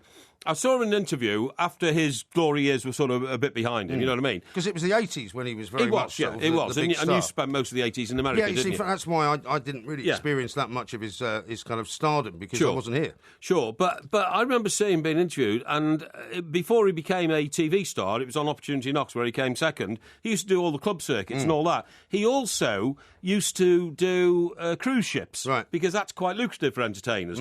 Mate of mine, who's a comedian down in Southampton, he spends 6 months a year now on cruise ships, right? Because it is a very lucrative form of work. And you have to do the whole cruise, presumably, for you get a week at a time or something like that. They can fly you out, and you go from port 3 to port 5, and then they fly you back. You know what I mean, or something like that. You know, and you do 2 shows a night for 4 nights or something like that. But anyway, the point of the story is, on the cruise ships, you do shows both for the passengers, but you do shows for the crew as well. Yeah. And he was on one cruise ship, he said, where the captain was a particular fan of magic tricks and all this kind of stuff. Is this your mate you're talking about? You're talking about Paul Daniels? No, I'm talking about Paul Daniels. Oh, I see. Talking about Paul Daniels. Yeah. I heard because he kind of brought magic back into the mainstream, didn't he? Yeah, he did, actually. Yeah, he did. You're absolutely right. But Paul Daniels was telling this story. So Paul Daniels thought, how am I going to get permanent work on this ship? And this guy's the captain. He'd be quite influential. And some member of the crew told him, the captain, he's actually in the magic circle himself. Is it? Yeah. If you're an amateur magician, you can join the magic circle and all that kind of stuff. Yeah. So, bit of a secret society, though, isn't it? Sorry? It's a bit of a secret society. Bit of a secret society, yeah, and all that kind of stuff. Anyway, he told this story, and I hope I've got it right, because, these magicians are very protective. Yeah, you wouldn't want to get the story wrong, get the story wrong. No. That wouldn't be like you. He was to do a private performance for the captain and about a dozen of the top officers, because some of these cruise ships have 1,000 members of crew, you know what I mean? Right. In the captain's suite. And so he bribed a member of the crew to lower him overboard on the ship to stick a 9 of diamonds on the outside of the window. What, the porthole or something? The porthole of the captain's cabin. Right. Right? Yeah. So then when he got, when he got round to doing the show and all that kind of stuff, it was at night, and the curtains were closed inside the cabin, and so Paul Van did all these magic tricks with cards and all that kind of stuff, made cards disappear and turn up, like in a cupboard in the cabin, and said, and this is my final trick, where is it? And they all started looking around. He said, look behind those curtains. Stuck to the window.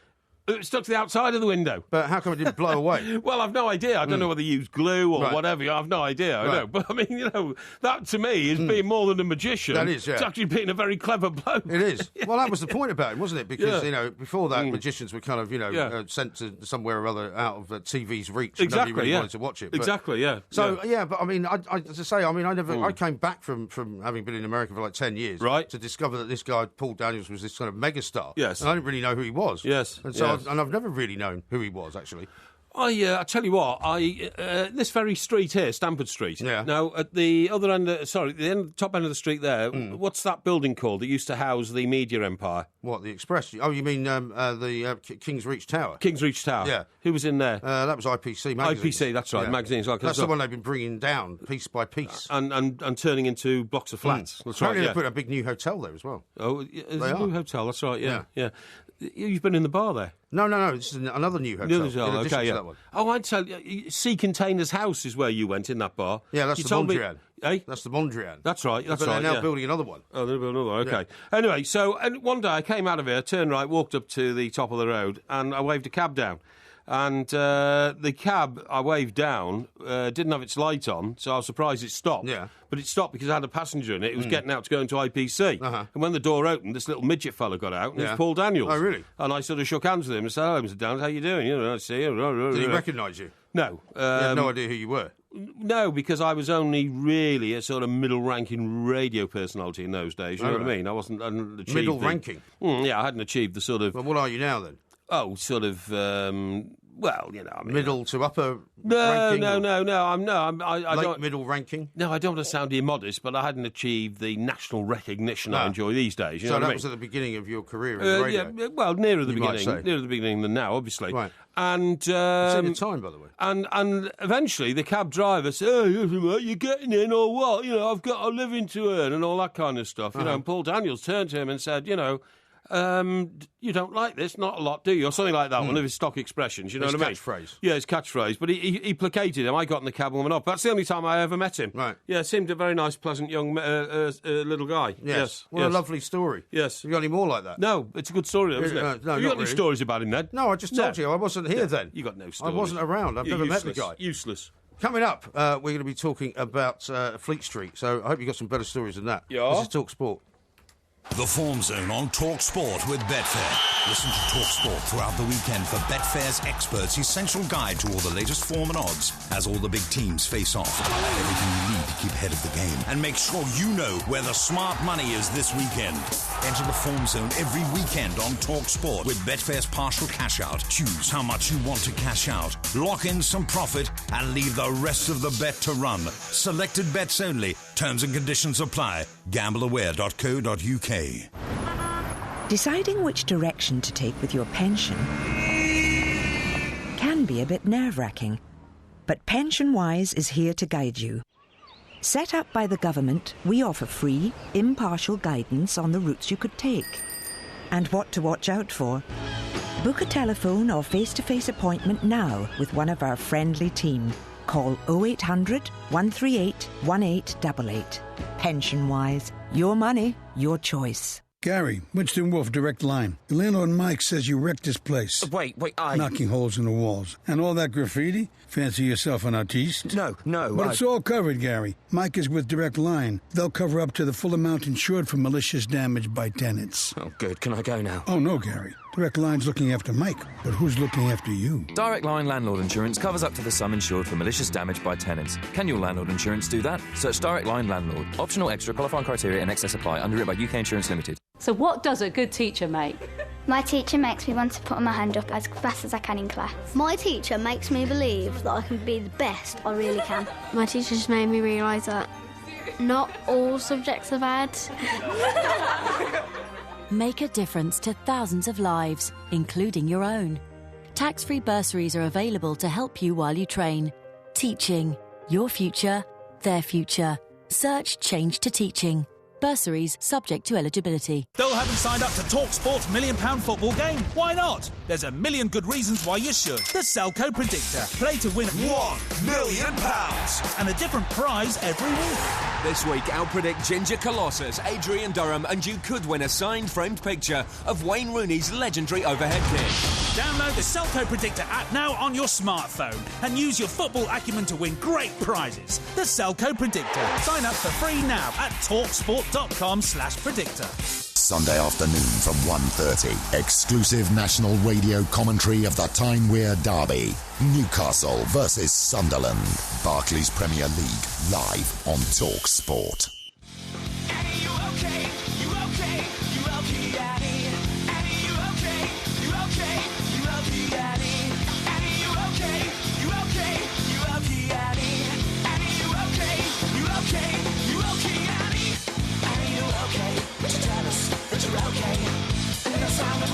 Talk Sport, we are the two mics. There will be a podcast coming out a little bit later on. Quite a few more tweets and texts to read out to you. Here's one about Ringo Starr from Richard in Swindon. Right. He says, if Ringo Starr still lived in the UK, then his consideration for knighthood would be a little more valid. But no, I totally disagree with this. Macca is an exceptional songwriter during and after the Beatles, considering Ringo Starr for a knighthood for being a better than average drummer and for warbling Yellow Submarine and Back Off Boogaloo demeans the whole honours list. No, it doesn't, because That's what he says. he was a member of the most famous pop group of all time, and he's still alive, and I think he should be honoured for the contribution he made. Yeah, but it does make a bit of a mockery of it if you just don't hand them out willy-nilly just because you haven't given them out yet. OK, so you think Sir Mick Jagger was deserving of one? Well, I'm not really much in favour of handing out most of these things anyway, I think it's ludicrous. I don't think it makes much difference. The reason difference. people get honours in the showbiz world is ludicrous. Oh, he's been around a long time. Yeah. Well, Ringo's been around a long time. But just for being around a long time, you don't necessarily get recognised. No, and that's the problem, isn't it? but I have said 3 or 4 times, but you apparently are too thick to take it in. Too thick? I said he was a member of the original pop group, which is the most famous of all time. Yeah, I get that, but you don't necessarily have to get a knighthood for that. Well, how about this from Kev, who's a West Ham fan in Canning Town? Oh, yes. After listening to you two about the price of train tickets, do you feel for travelling away fans? Imagine being a Plymouth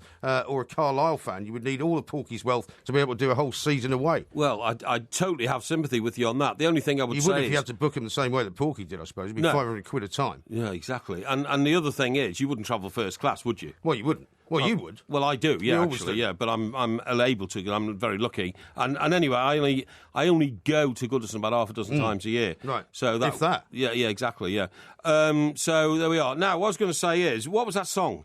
That song was Smooth Criminal. Oh, there you go. That's which good. It's sometimes performed by Michael Jackson, but I think that was by somebody else. Oh, wasn't that the one where Billy when you talk, da da da da da da? What? Yeah, I remember it. Yeah, Smooth Criminal. Smooth Criminal. Yeah, okay. Doesn't sound anything like it. Right. Anyway, look, what I was going to say Alien Ant Farm. Apparently, that must be because I spoke to John, the head techie, earlier about the death of the smoothie. Now, you know, the smoothie was supposed to be the smoothie. What you mean, the drink? Yeah. Right. It's supposed to be the revolutionary food. You know, instead of drinking tea or coffee, have a smoothie. You know, right. Everybody's healthy. Have a smoothie, and the smoothie was supposed to constitute one of your 5 a day. Right. You know, this ridiculous. Is this the thing you're supposed to make at home, you mean, or the ones you're supposed to buy when you're out? Well, I think people both. bought all these ridiculous juicing machines, yeah, that's didn't right. they? So That's you right. put all this horrible stuff into a machine anyway, and drink the juice. Delighted to tell you that it's the end of the smoothie, Is OK? It? Yeah, smoothies were once the drink of choice for those looking for the healthy option. Yes, I can't say I was ever one of those people. Load of rubbish. Then scientists revealed they often have more sugar and calories than fizzy drinks.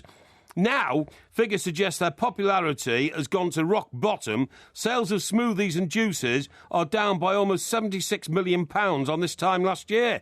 76 million? Yeah, 76 million. Well, what's left then? How much of a percentage is that? Because that's what we need to know. Overall earnings in their market sector fell 5.3% to 1.4 billion. So 76 million is a drop in the ocean then. It is, isn't it? Actually, that 1.4 doesn't billion. mean there's anything wrong with the smoothie market. According to market analyst Kantar World Panel. Really? The biggest fall came in juices, which accounted for around half the category decline, down 8.2%, OK? Yeah, but they all say these things, and actually when you then analyse the figures, it doesn't actually mean very much at all, because 76 million out of what, how many billion?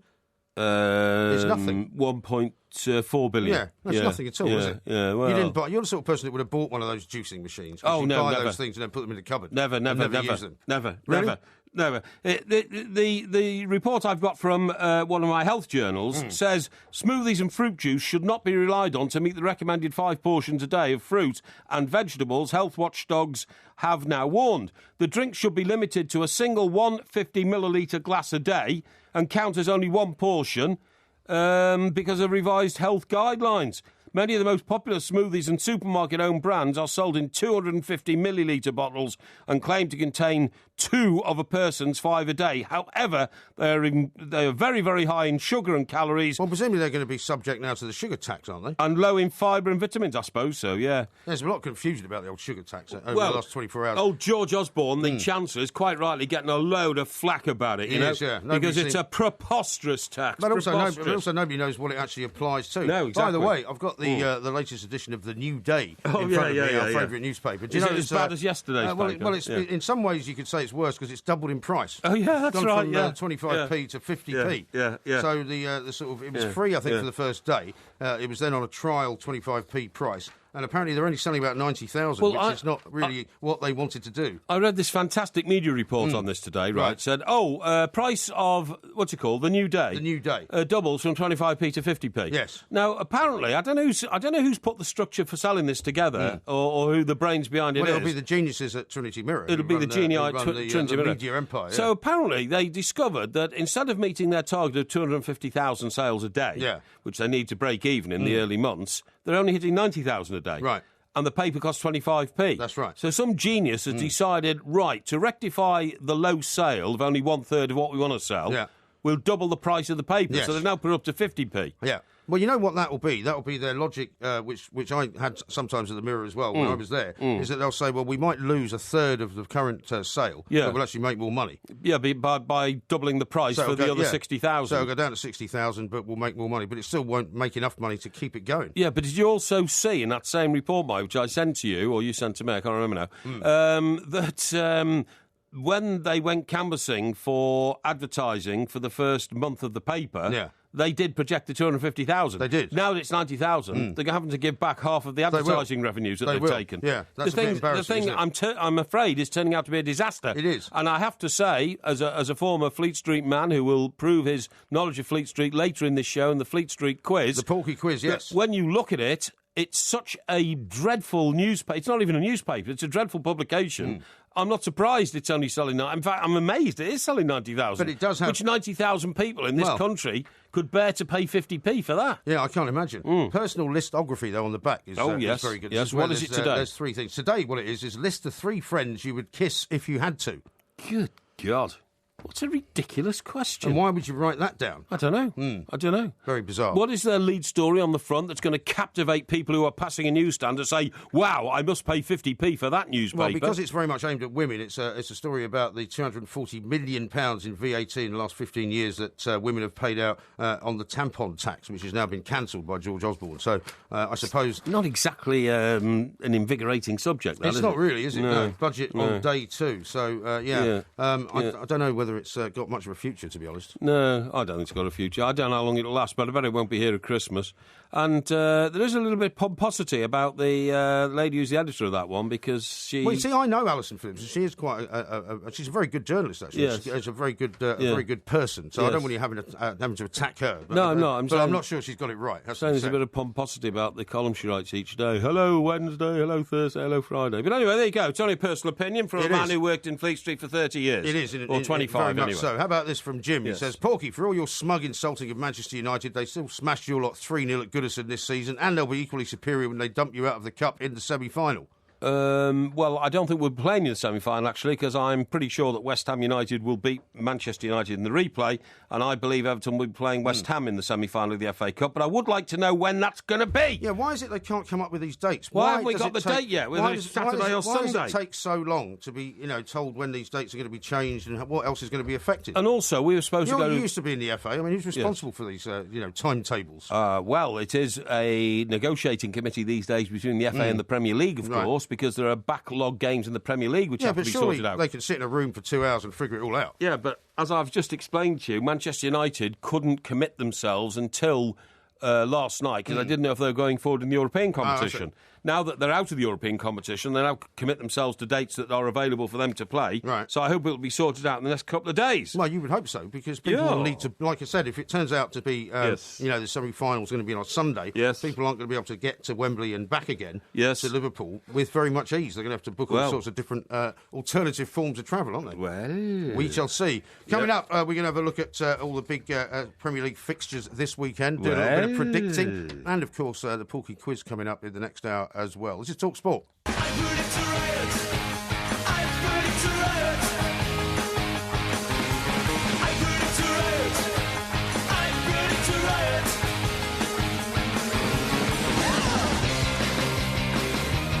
Now then, if you've not already signed up for our Selco Predictor game, you really should get involved. We've given away some amazing prizes this season, and we still have loads more up for grabs. That's right. This week, everyone who can beat Adrian Durham's scores for this weekend's Premier League fixtures will be entered into a draw to win a fantastic signed and framed photograph of Wayne Rooney's overhead kick against Manchester City. Yes, that's right. So head to talksport.com/predictor, or there's an app. Search Selco Predictor in the App Store and download it for free right now.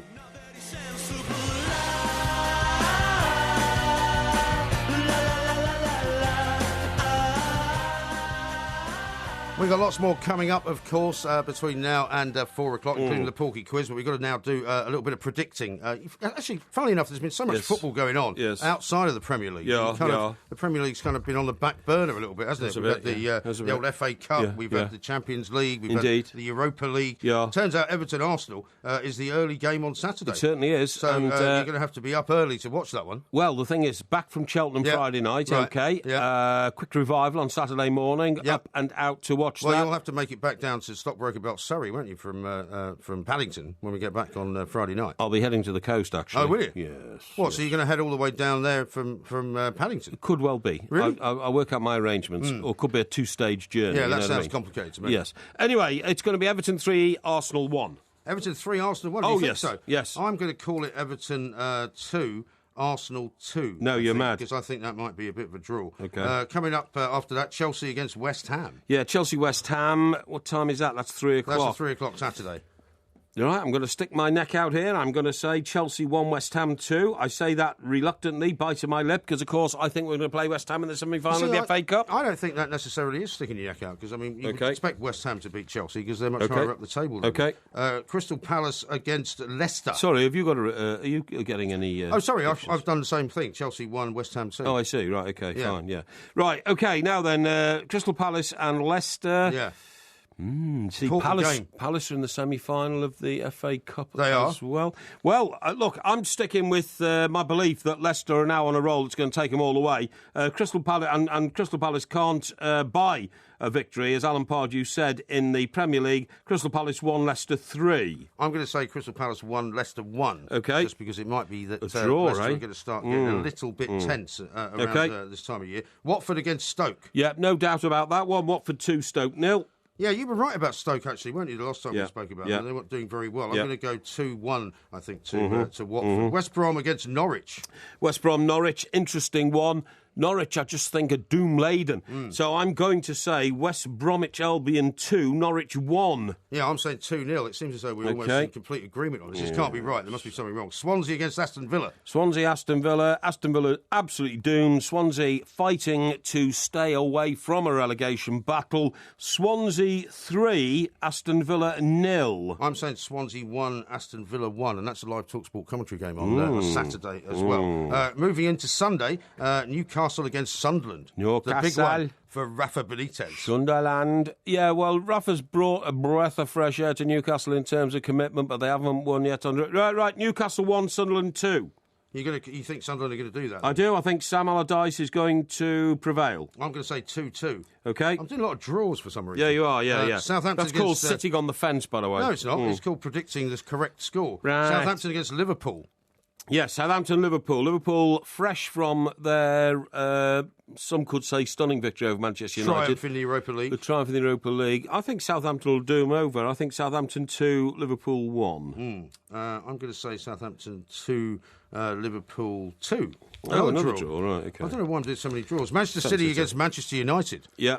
Do you know what? I think City are kind of falling apart a bit as well as Manchester United. Yeah, but they're much better at home than they are away, though, aren't they? Yeah, I'm going to say 2-2. Oh, you're going I'm going to go for a draw there. Yeah. I'm going to go 2-0 for Manchester City, I think. Okay. And then Tottenham against Bournemouth. Yes, Tottenham-Bournemouth. Tottenham are on a march. I mean, dropped those 5 points in 2 games, didn't they? And I think that was their blip of the season. Very, very strong contenders for the Premier League title. Bournemouth are safe as houses now, but they won't beat Tottenham. Tottenham 2, Bournemouth 0. I'm going Tottenham 3, Bournemouth 1. Okay. But, of course, you know what I said last week about Mauricio Pochettino, having this kind of losing mentality in the Europa League. It's not necessarily going to do them any good. Yeah, but, I mean, it doesn't matter now. They're focused purely on the Premier League. That's right. So what's going to be your dead cert, which is, of course, the yellow dollar sign? That's the dollar sign. The dead cert dollar sign for me has to be... you can't just keep making it the Aston Villa game. No, I know. It has to be for me. The one that is so obvious to me is Chelsea West Ham. Chelsea West Ham. Yes. Okay. So you got. And what about the one that might not be correct? The dodgy one. Dodgy one could be, in my opinion, Southampton-Liverpool. Oh, okay. Well, I'm going to go for the Tottenham game as my dead cert. For Okay. them to win 3-1. And then for the one that I'm not sure about is the Manchester derby. Right. Almost anything can happen there, to be honest. Okay. Why are you handing me your scores now? Because you then enter them into so the I system then for enter me. them in like some kind of sort of assistant of yours. No. Just it's proof that they're there. Okay. Yeah. Okay. Well, I'll see if I can get around to doing that a little bit later on. Okay. Now listen. Some time ago. Yeah. When you and I first started working this particular programme. Yes. Sometimes you'd come in. When was that, by the way? It was a while ago. About a year ago, I think. It was longer ago than that. Longer It's been in various different incarnations. It has, yeah. Because it started out with you doing like an hour. Yeah, exactly. Then doing another hour. Exactly. And then doing 5 hours. That's right. And then doing every night. Yeah, but now we've realised the value of it, you see. Is that what it is? Right, now, what I'm saying is, there used to be occasions when, in fact, you would come here without your car. Yes, there were, Right, because it okay. would depend on where I'd been, perhaps, before I came in. And there were occasions when I did that. I would get, like, a late train in and... in fact, I think when we started doing it, I'm not even sure I had a car. Because I bought the car as a result of being terribly frustrated in 2 ways. One, by the minicab company that I used to use to bring me in. Yeah. And 2, by the train service up and down to Hastings. That is true. Now, let me tell you, you should go back to that, right? Leaving your car at home and taking the bus to work, because you get a bus, don't you, from your well, I could apartment. get a bus to work. Yeah, exactly, yeah. Could help you stay slim and prolong your life. Really? Commuters who use public transport are thinner than those who drive. Yeah, but I don't live very far away, though. Well, it doesn't matter. I mean, I could probably walk here, actually, if I really wanted Right, to. OK. Just walking to the bus stop each day can help keep weight down. The journey to work should be seen as an easy way to get exercise on a daily basis, right? And this comes from a study at the London School of Hygiene and Tropical Medicine. Hygiene and tropical medicine? Yeah. I've heard of the London School of Tropical Medicine. Yeah. Where did hygiene come from? Well, it's now called Hygiene and Tropical Medicine. Well, they've now put that in there as well? Yes, because so many health issues now are because of immigration, all that kind of stuff. Well, what's that got to do with hygiene? Well, we import, like, strange things from abroad. Oh, I see. Which now affect the hygiene of the country, you see what I mean? Yeah. Now, what I'm saying is, they studied more than 150,000 commuters between, you fall right into this category, between the ages of 40 to 69. I fall right into this category? What, as if you don't? What do you mean? Well, you said that as if I was somehow out on my own in this conversation. No, not necessarily. You also fall into that category. Well, Do you not? we're not talking about me. I'm talking about you. Oh, okay, all right. Talking about you. Right. So I'm irrelevant. Yeah, it's true. You are irrelevant. Yeah. In this Finally, there's been 2 admissions from you this week. One, that your mind has kind of mashed and gone crazy. What? And this one now that you are irrelevant. No, in this particular argument, you idiot, Go on right? then. Now then, what we're saying is walkers are £7 lighter than people who go to work in their car. I think that's probably true, because if you commute, particularly during like normal rush hours, you spend most of your day sitting in a car. Yes, exactly. Of course you do. Like, you're just in a traffic jam. Whereas for me, because I come in at night, of course, it's a very different kettle of fish. Yeah, absolutely. When I was working it during the day, I did used to come on public transport. Yeah. But at night, you can't do that. If you walked, how long would it take you? Well, it's about 2 miles, I would say. Is that all it is? Yeah. 2 miles? Well, I would walk that every night if I were but you. I don't want to walk it at midnight, do I? Why not? Because it's dangerous. No, it's not. It's a great time to walk it. The streets are empty. The streets are not empty at all. Midnight. The streets are anything but empty. And the pavements are empty. That's enough. There are people staggering What's out of that pubs. from? Eh? What's that from? It's cats, isn't it? It is. You're absolutely right. Yeah, midnight and the pavements are empty. It's, I don't think that's the right Lord line. Lloyd actually. Webber. It is. Yeah, it is. No, it isn't. Yeah. Anyway, we'll talk some more about nighttime walking around, because obviously you don't do very much of it. I If do. you think there's nobody about, you've obviously gone mad. Are you mad? This is Talk Sport. UEFA Champions League football live on Talk Sport. Get set for another season of exhilarating European football action. Come on! Featuring full match commentaries of all the Premier League teams in action and updates and goal flashes as they hit the back of the net. Champions of Europe again. Plus full-on post-match phone-ins following all the action. UEFA Champions League football live on Talk Sport with Direct Line. For 5-star rated van insurance, search Direct Line Van. At Asda, get your favourite 20-pack of beer like Foster's or Stella Artois for £10. Perfect for a big weekend of rugby. Hopefully the only tense moment is deciding who goes to the fridge. Asda. Save money, live better. Selected stores, lines and availability. Max 6 per customer. Over 18s only. Drink aware. Repeat after me. I, Colin Hinchcliffe, do solemnly swear. I, Colin Hinchcliffe, do solemnly swear. To apply for the marriage allowance tax break. To apply for the marriage allowance tax break. And save up to £212 a year. If you're married or in a civil partnership and one of you earns less than £10,600 and the other pays basic rate tax, there is up to £212 of tax savings waiting for you to claim. It takes less than 10 minutes to apply at gov.uk/marriage allowance. We're gathered here today to witness these two in holy matrimony, to have and to fold, to love and to cherish, in good times and the evening dew. Do you, Sally W. 1986, take thee, Saucy Susie 123's wedding dress? I do. If any person has any reason to outbid her, please speak now. I hereby pronounce this wedding dress sold. Give someone else a special day and make some money too. Bish Bash Dosh. eBay.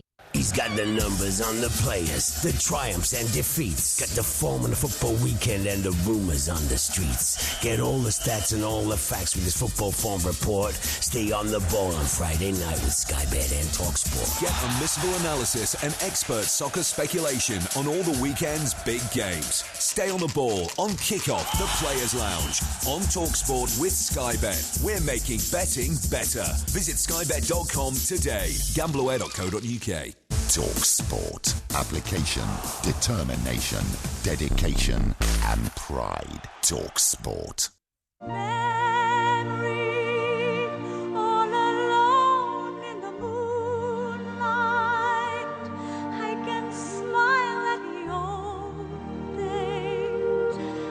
Now look where you've started. Isn't that a beautiful song? Yeah, is that Elaine Page? I would imagine it is, yeah, because she was the original actress in Yes. that one. Have you seen Cats? No, it wasn't. I think that is Sarah Brightman.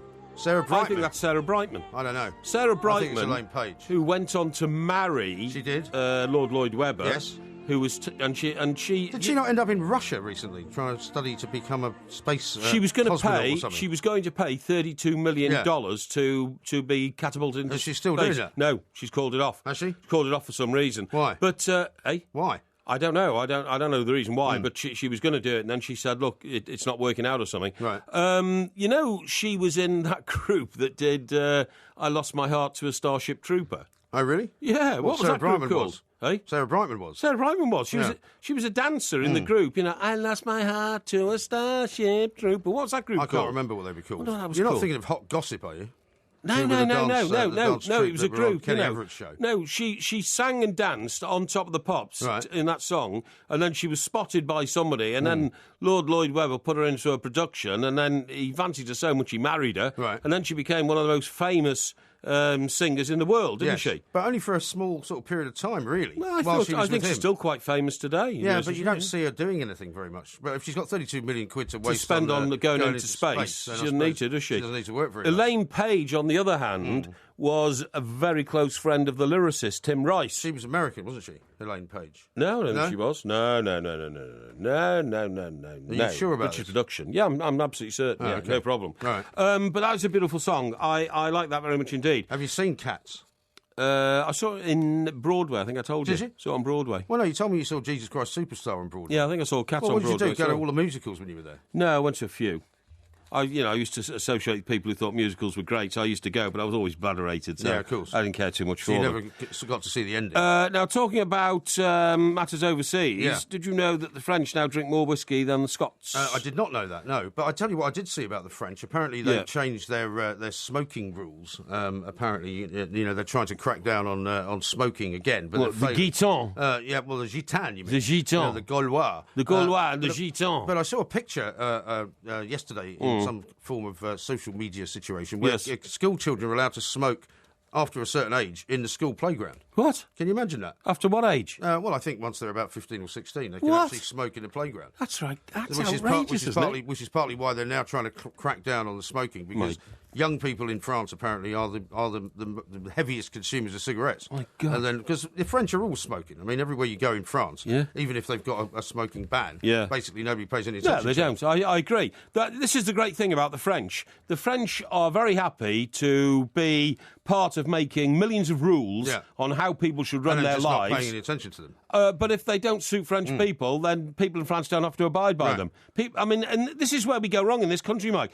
Every European rule that's passed in Brussels, we adhere to religiously. Well, that's because the French don't. But that's because in Britain people quite like rules, I think. Well, people in Britain prefer to be given a set of rules to live by. No, it's because we're decent, honest, law-abiding people. The French just say we make rules, the British say should obey them, we're not obeying them. What's all this about British lamb? No, we burn all that, we don't care what the rules say. But it's not even about the European Union rules, it's about their own rules. Yeah, the rules that the French government make, they don't even pay attention to either. No, that's right. Like driving rules, smoking rules, all that kind of stuff. So why are they all drinking whiskey now, then? Well, let me tell you what's going on. They're the biggest drinkers of whiskey in the world. Did you know that? No, you just told me that 5 minutes ago. 2.15 litres per person per year is drunk in France, compared to... 2.15, that's quite a lot of whiskey, that. Yeah, it is, compared to half that amount in the United Kingdom. Huh. Scotland is facing a challenge to its title as the home of whiskey from an unexpected rival. The rival is France. Although the country is more usually associated with wine and cognac, whiskey is quickly becoming the national drink. This is a study based on a health journal I've read from the Parisian retail consultants Bonial. Bonial? Okay? Bonial. Bonial? Mm-hmm. Say that as if we're supposed to have heard of them. Well, some people have. Not only do the French already drink more whiskey than anyone else... Are you sure it's not just because there's more people in France than there are in Scotland? No, this is per head. This is per head, right. Not only do the French already drink more whiskey than anyone else, and far more than the British, they're convinced they will soon be making the world's finest malts. Researchers found the average French adult consumes 2.15 litres of whiskey a year. The Uruguayans come in next on 1.77. Are you sure about this? Yeah, I'm certain, And the Uruguayans drink more whiskey than people in Britain. You've heard of the French newspaper Le Figaro? I have heard of it. Well, this is where I got the story from. Their headline yesterday said France is... Sure you haven't mistranslated it? No, France is champion of the world when it comes to whiskey drinking, OK? And why should we care about this? Isn't that good? Does it mean that Scotland's exports are actually going to be in good shape then? Well, not if the French start making it themselves. This is the whole point of the story. Well, you didn't say that. Another study by the French Federation of Spirits found that whiskey accounted for 38.7% of the spirits market in France. Yeah, but you didn't say where it was coming from. Now, pastis, the aniseed flavoured spirit... Eh? Anisette. Anisette, that's right, yeah. Has no more than 25.5% of the market. Cognac, right, which you think people in France drink all the time. No, I don't. 0.5% compared to whiskey's 38.7%. That is incredible. Well, yeah, but if they're buying it from Scotland, that's good, isn't it? Do you know what I didn't understand? Quite a lot, I would have thought. No, it's that Scotland is running out of single malt whiskey. How can you run out of single malt whiskey? Why is it running out? Single malt Scotch is running out, which spells gloom not just across the glens but around the whiskey drinking world. A massive spike in demand in the US and China means Scotland's small distilleries do not have enough capacity to keep up with worldwide demand. What, you mean they can't make enough of it? That's right. The net effect is that the price of rare single malts is rising very sharply, making them a better investment than gold. Rubbish. Yeah. But absolute cobblers. And people are starting to collect them, and therefore the availability on the market is reducing. That's not true. It is cannot true. Be true. It is true. You can go into any off-licence and buy a bottle of single malt whiskey, and the price hasn't gone up at all. The investment-grade Scotch Whisky Index, which tracks prices achieved at auction, climbed 14% year on year, beating the increased price of gold and FTSE 100 shares. FTSE. A black Bowmore, aged 30 years, is now going for £75 a bottle. Right. Compared to £52 this time last year. How about that? Well, it's more useless information, I'm afraid. Wow. I don't know why you dig all this stuff up. This is good. This is what you've been doing because you've been ill. No. And you've been sitting in this ridiculous chair of yours. This is revolutionary, man. Pointless and useless bits of information I'm to impart talking about to people. A revolution. Why are you singing now? Back in France, by the way, in Alsace and Brittany, they have become the official whiskey-producing area of France in recognition of the growing importance of whiskey to the French. Really? How about that? How about that? We'll talk about that a little bit more. Amazing. I'd rather talk to you about what horses you're going to pick for Cheltenham, to be honest, but we'll do a bit of that coming up next on Talk Sport.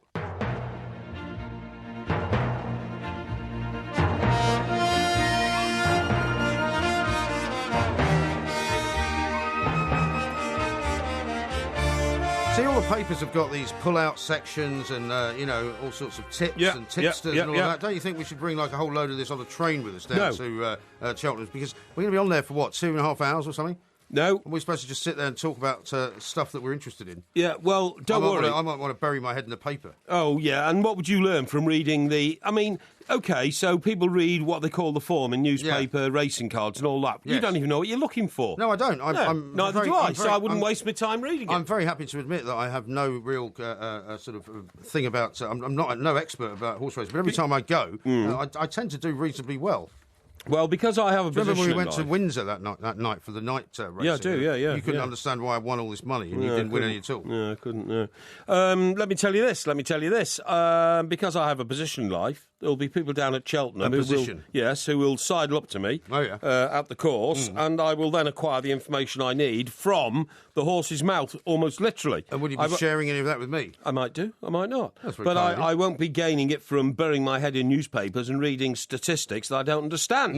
OK? One of the things I do remember from working in newspapers was that there was always a sort of a great sort of frisson of excitement when Cheltenham was on, and tips would come around the newsroom and people would get on them, and sometimes they'd win money for the first couple of days, and I'd never get involved. Yes. And then, say, by day 3, you'd be hearing all these stories of people getting very wealthy, and you'd go, well, maybe I'll join in on day 3. Then on day 3, nothing would happen. Yeah. You wouldn't win any money at all. No, it could happen. I had a boss once, he was the news editor, his name was John Jinks, actually. Uh-huh. And you've spoken of him before. We have spoken to him before. He became a very big friend of mine, in subsequent years, because I actually succeeded him as news editor. And where is he now? I think he's in some, old person's knackered journalist's home or something like that. You know what I mean? Do you not know where he is? He's supposed to be a friend of yours. No, I don't know. Have you not seen him or gone to sort of help him out? Is he penurious then? What'd you say? Is he penurious? Penurious? Yeah, does he have no money? I think he struggled a bit because John was a big gambler. Right. And I'm not saying he gambled all his money away or anything like that. In fact, he led a very respectable life. And in his later years, he got divorced and all this kind of stuff. Right. So he sold his house, which was worth quite a lot because it was in East Molesey in Surrey, which is now one of the country's most upcoming areas. Right. So he probably sold it too soon. Right. And he went off and bought a villa in Spain and lived there. And John didn't have a gambling problem, but he was a very enthusiastic... A regular gambler? Yeah, regular gambler. Because you and I aren't, really. And regular visitor to racecourses. Right. So you knew when Cheltenham was coming round, because John would suddenly start getting very excited, and start accumulating money, and every day he'd say, "Oh, this is my Cheltenham wedge," and like it was 500. Accumulating it from where? Well, I don't know, but next week it was 1,000, and then it was 1,500. Right. But what used to frustrate him all his life was that the budget fell always in Cheltenham Week. So he always had to come back for one day to organise the coverage of the budget. Which I always found ridiculous, because anybody can do that. The budget's so easy to cover. You can leave it to the people who kind of don't necessarily have to have much imagination, can't you? The budget doesn't need any thought. The budget is a load of facts which are given to you by the Chancellor, and all you've got to do is need a good layout man to put them all down. And put it all in a paper and bore everybody to death. Yeah, and a political editor who can interpret it the way the editor wants it interpreted, as to good budget, bad budget, or whatever else. So I don't know why he ever bothered coming back. Anyway, point at me, he used to have a liaison. Did he? With the... Was this while he was married? I don't want to get into that. Well, now that you've given his name away. He used to go to Cheltenham, and he always stayed at the same sort of upmarket B&B, a little village just outside Cheltenham. And you don't have to name the village. No, we won't name the village. And the landlady who ran the B&B had a bit of a fancy for him. Oh, yeah. So he always had a liaison during Cheltenham Week. What, just during Cheltenham? Oh, yeah, never saw her, apart from the 3 days of...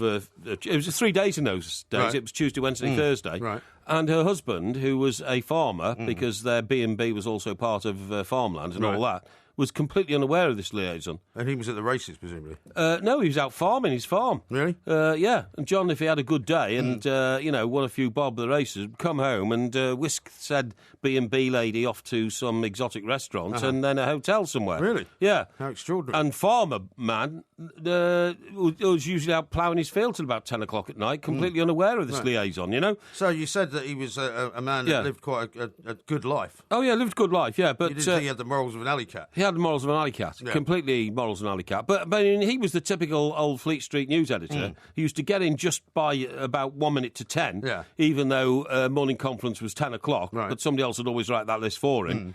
And then when conference finished at 10:30, straight down to the boozer for a 2-hour session to prepare for lunch. And this was the guy you took over from? Yes, half an hour in the newsroom and then a 3-hour lunch. Yeah. And then the time, by the half an hour for evening conference and back to the boozer for 5:30. That was the working day. Shocking. I changed Don't say all any that. more. I changed all that. Don't say any more. This is Talk Sport. We are the two mics.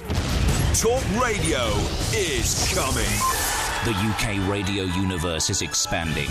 Now you can hear supermassive speech radio from the master architects behind the world-beating Talk Sport. It's a new frontier in broadcasting as Talk Radio boldly goes where no other radio station has gone before, with a stellar lineup of outstanding on-air talent and all-killer, zero-filler content. Talk Radio, a big bang in broadcasting. Across the UK, online and on DAB. You're going to love Talk Radio. Starts Monday morning from 6. We'll get you talking.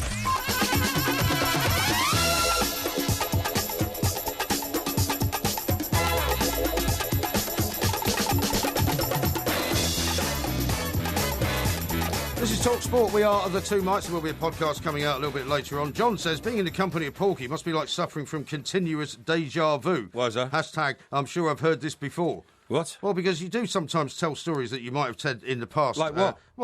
Like you told the story about your former boss, the news editor at the Daily Express. Yes. You have told that story before about his trips to Cheltenham, haven't you? Not his regularisation. Haven't you? No, I've revealed that newly. Okay. Revealed, yes. Oh, all right. Yes. Derek in Pencoed has been in touch.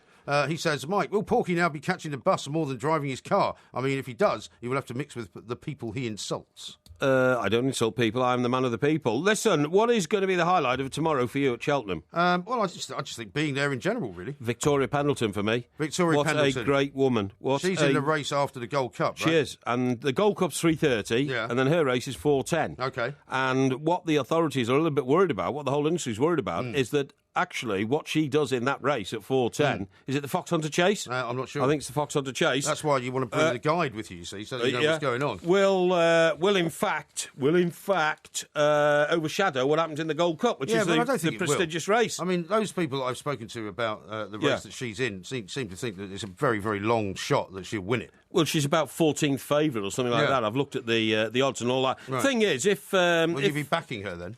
Will you be backing her then? No, I won't. No, I don't think it's a very wise bet. Why not? Well, she's not going to win it. Ruby Walsh is a favourite to win the Gold Cup, isn't he? And he's already got 7 winners. I mean, if he wins the Gold Cup and he's won another couple that day, he could have 10 victories at one meeting of Cheltenham. That's incredible. That would be the man is incredible. Yeah. Yeah. Well, do you remember the last time we went and he gave quite a few decent tips out to the assembled sort of crowd in the box that we were in? Yep. And even in the races that he was in, he would not tip himself if he didn't think he was going to win. Yeah. And he would tip himself if he thought he was. I remember, actually, do you remember the exchange? Paddy Power was, it was Paddy Power's box, so not surprisingly, Paddy Power was in there. Yeah. So Paddy Power introduced him and said, and at the time, of course, they have an association, Paddy Power and Ruby Walsh. That's why he was in the box. Right. You know, I think they do some sponsorship with him or something like that. But apparently he'd been working abroad or something like that, or working in Ireland. Yeah. And so Paddy Power said, now, ladies and gentlemen, late in Jerusalem, Ruby Walsh, That doesn't sound anything like Paddy Power. No, it doesn't. He's much more well-spoken than that. Paddy, well, here, I'll do Paddy. He's got a very nice Irish brogue. I will. I'll do Paddy like this. Ladies and gentlemen, late in Jerusalem now to the part-time... Doesn't sound like that either. No, the part-time jockey, Ruby Walsh. Yes. And Paddy was taking the mickey out of the fact that he hadn't been riding at too many race meetings of late. So Ruby Walsh came and said, "Here, thank you very much, Paddy. And if some of these horses don't come home in the races that I'm tipping this afternoon, you'll be a blinking part-time bookie very soon." Ha, ha, ha, ha. And all the room erupted, and it was all full of laughter. Well, this is the thing. I mean, the bookies are worried. Well, if Pendleton was to win, they'd have to pay a massive amount of money. £10 million, apparently. It's the kind of bet that lots of people who perhaps don't bet very often are going to put a bet on. That's right. I think I might put a bet on if it's long odds, just for a bit of fun. A bit of fun, OK. You like throwing your money away. Now, I've had a look at the one copy we have of the New Day. This is the paper that you and I have been reviling all week. What have you discovered? Well, I've discovered 2 things. Firstly, they said that we're going to be a totally different paper to anything else, so we won't have a comment column. Right. All of a sudden, they've got one. Oh, have they? They're saying that Donald Trump's a nutter and nobody must vote for him, so they only have a comment column when they feel particularly strongly about something. Well, I don't imagine many of the people that read the New Day actually will be able to vote for Donald Trump, will they? Well, they probably don't even know who he is, I wouldn't think. You know, they don't... Well, no, they will, but they won't be American citizens, is what I mean. Exactly, so they won't be able to read, they won't be able to vote. And then, of course, the big story that we've just talked about tomorrow is going to be Victoria Pendleton. Yeah. So, of course, I'm ploughing through where do they put the sport? It's somewhere in the middle, Well, it's somewhere in the middle, but they've now put the 2 lots of sports pages together. Right, well, so you should be able to find 4 sports pages somewhere towards the back of the paper. Well, I'm going through. Hang on. I'm going through. All right, here are Sports Essentials. Right, I found that. OK. So it doesn't say sport, it just says Sports Essentials. Right. And it's got 6 paragraphs on drink water being called up for England. Okay. Every other paper's got about 5 pages, but they don't want to do things different. That's all right. And then another 2 pages on rugby. Now, what I'm trying to find is, if I'm buying this tomorrow morning and I'm interested in Cheltenham, I'd like the Cheltenham race card to find out who Victoria Pendleton's... I don't think they do that sort of thing, do they? Riding is. There is no race card. No, they haven't got any race cards. No, well, the thing about the paper is they try to do things differently. Yeah, and as they'll probably discover in the coming weeks, doing things differently is all very well, but there's a reason why people do them the old-fashioned way. Because if you look on the back page of the Daily Mail, it says Pendleton win will be a £10 million hit for the bookies. Exactly. So you can find it pretty easily. Exactement, my friend. £10 million hit. But, I mean, £10 million is probably a bit of a drop in the ocean for the bookies at Cheltenham Week, isn't it? Well, I suppose spread across the country it probably is. Yeah, you're probably right. Now, the other thing we have to consider, is... what? Cheltenham tomorrow. Yeah. I remember you raising the issue of how you were going to get fed tomorrow, because, of course, you're... Yes, I didn't raise the issue at all. Yes, you did. You said you can buy me lunch at Cheltenham tomorrow. Yeah. This you said yesterday, and I said we don't have to buy you lunch because there'll be some pies generally spread around in the box where we're going to be. So you're looking forward to free food, are you, in the Paddy Power box? Not particularly, no. Yes, you are. But there's no point in having lunch as such because we'll be fed to some extent in the place where we are. So what are we going to do for breakfast? We're going to have breakfast at Paddington, though, or maybe on the train. Maybe on the train, yes. Yeah. Could think about that. I mean, I'm not really a big man for a big breakfast. No, I'll just I'm have not. a cup of coffee and a Danish pastry or something. Cup of coffee and a Danish I'll take that on the train, that'll be fine. Might even have time to have that beforehand because we might be visiting the Wetherspoons bar. Well, yeah, well, I'm not going to go to a Wetherspoons bar and start drinking beer at 9 o'clock in the morning. Well, why not? Because it's not what I do. I know you do it every day, but it's not something that I do. No, I don't. Well, what? So if we go in the Wetherspoons bar at 9 o'clock, what will you drink? I'll have a coffee. No, you won't. I will. No, that's a lie. No, it's not a lie. No, you're trying to make out to be some virtuous Christian-type guy. Not at all. Who doesn't drink beer. Well, if you don't drink beer at 9 o'clock, I'm not coming to Cheltenham with you. Great, excellent. We're supposed to be having a day out. Even more incentive We're supposed to be having a day out. I'm not going to go with some, coffee-drinking, twee, racegoer at 9 o'clock in the morning. Well, you're not doing it in my company. Well, that's fine. You can go and sit somewhere else. No, you are not coming to Wetherspoons. You can go to Costa or somewhere like that. I'll do that then. Where they rip you off for coffee, and I will go and join the real people who will be on the way to Cheltenham by enjoying an early morning libation with them to get them in the spirit of a great day. I'm very happy for you. How dare you put it to me that you're going to try and... You're lying anyway. You are lying. I am not at all lying. You are lying. I will have a You've coffee. said we're going to have a photographic record of tomorrow. Yes. I'm going to have a photographic record of you imbibing at 9 o'clock. I don't think you are. Oh, in that case, you're going to have a miserable old day. Why? A miserable old day, miserable old git. I didn't say I wasn't going to have a drink all day. I just said I'm not going to have one at 9 o'clock in the morning. Trying to make out you're a man of virtue. You're pathetic. I'm just not going to have one at 9 o'clock in the morning in Wetherspoons. Because it's not the sort of thing I do. Oh, you don't like drinking Wetherspoons, do you? Because the real people are in there. No, it's not because of the real people. It's just I don't particularly like the place. You call people who go to Wetherspoons scumbags. No, I don't. Yes, you do. No, I don't. I've heard you say that. I don't look down on anyone. I don't look down on anybody. I'm the man of the people. I shall join you in Wetherspoons tomorrow morning for a drink, folks, to start the day with a bit of je vois ver. What? OK? Whereas he thinks he's going to go across to Costa and have a cup of coffee. Hypocritical oath. You seem to be feeling a lot better. I'm not feeling better. I'm just... You've forgotten you're ill, haven't you? No. Yes, you have. No. Look how excited you got. No, I tried to put my illness behind me because I do not want to be a wet blanket on the great adventure to Cheltenham tomorrow. More fakery. Quite as simple as that. More fakery is all I can say. I think you're fine. I don't think there's anything wrong with you at all. I don't even think there's anything wrong with your heart. This is Talk Sport. As every sports person knows, timing is everything. It can be the difference between standing on the podium and going home empty-handed. It can be the difference between a sweet first touch that finds the corner of the net and the missed kick that ends up in row Z. And when it comes to hereditary hair loss, timing is vital as well. Because the earlier you start using Regain for Men Extra Strength Scalp Foam, the higher your chances of success. An estimated 7.5 million men in the UK experience hereditary hair loss, many of them before they're 35. But fortunately, Regain is on hand with all the information and support you need to help you separate the facts from the fiction. If you've noticed you're starting to lose your hair, you need to understand exactly why it's happening and what you can do about it. And now Regain has an app that gives you support and advice to track your progress and maintain your twice-daily routine. Download the Regain for Men iPhone app from the App Store today and start separating the facts from the fiction at regain.co.uk. Regain contains minoxidil. Always read the label. So what does a good teacher make? My teacher makes me want to put my hand up as fast as I can in class. My teacher makes me believe that I can be the best I really can. My teacher just made me realise that not all subjects are bad. Make a difference to thousands of lives, including your own. Tax-free bursaries are available to help you while you train.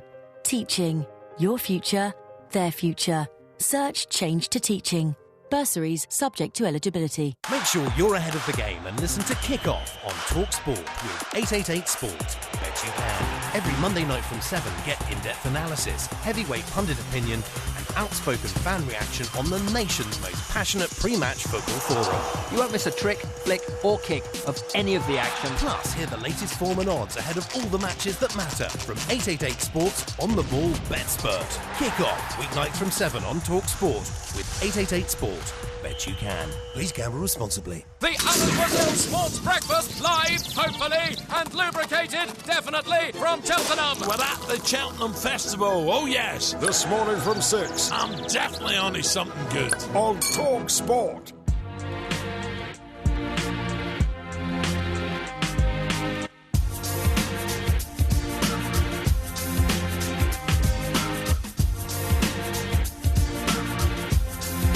Grab at Grand's where the tools and materials as TalkSport helps you finish your DIY projects this Easter, all thanks to Wix. Yes, that's right. Now, whether you're decorating the house or maybe sprucing up the garden, Wix have all the equipment you need to do it right. Such as 4 for the price of 3 on all premium treated pine deck boards. Visit in store or go online to wix.co.uk for all the latest offers, plus expert help and advice. And to win a special £1,000 Wix gift card, play along next week with Colin Murray and friends from 10 o'clock on TalkSport.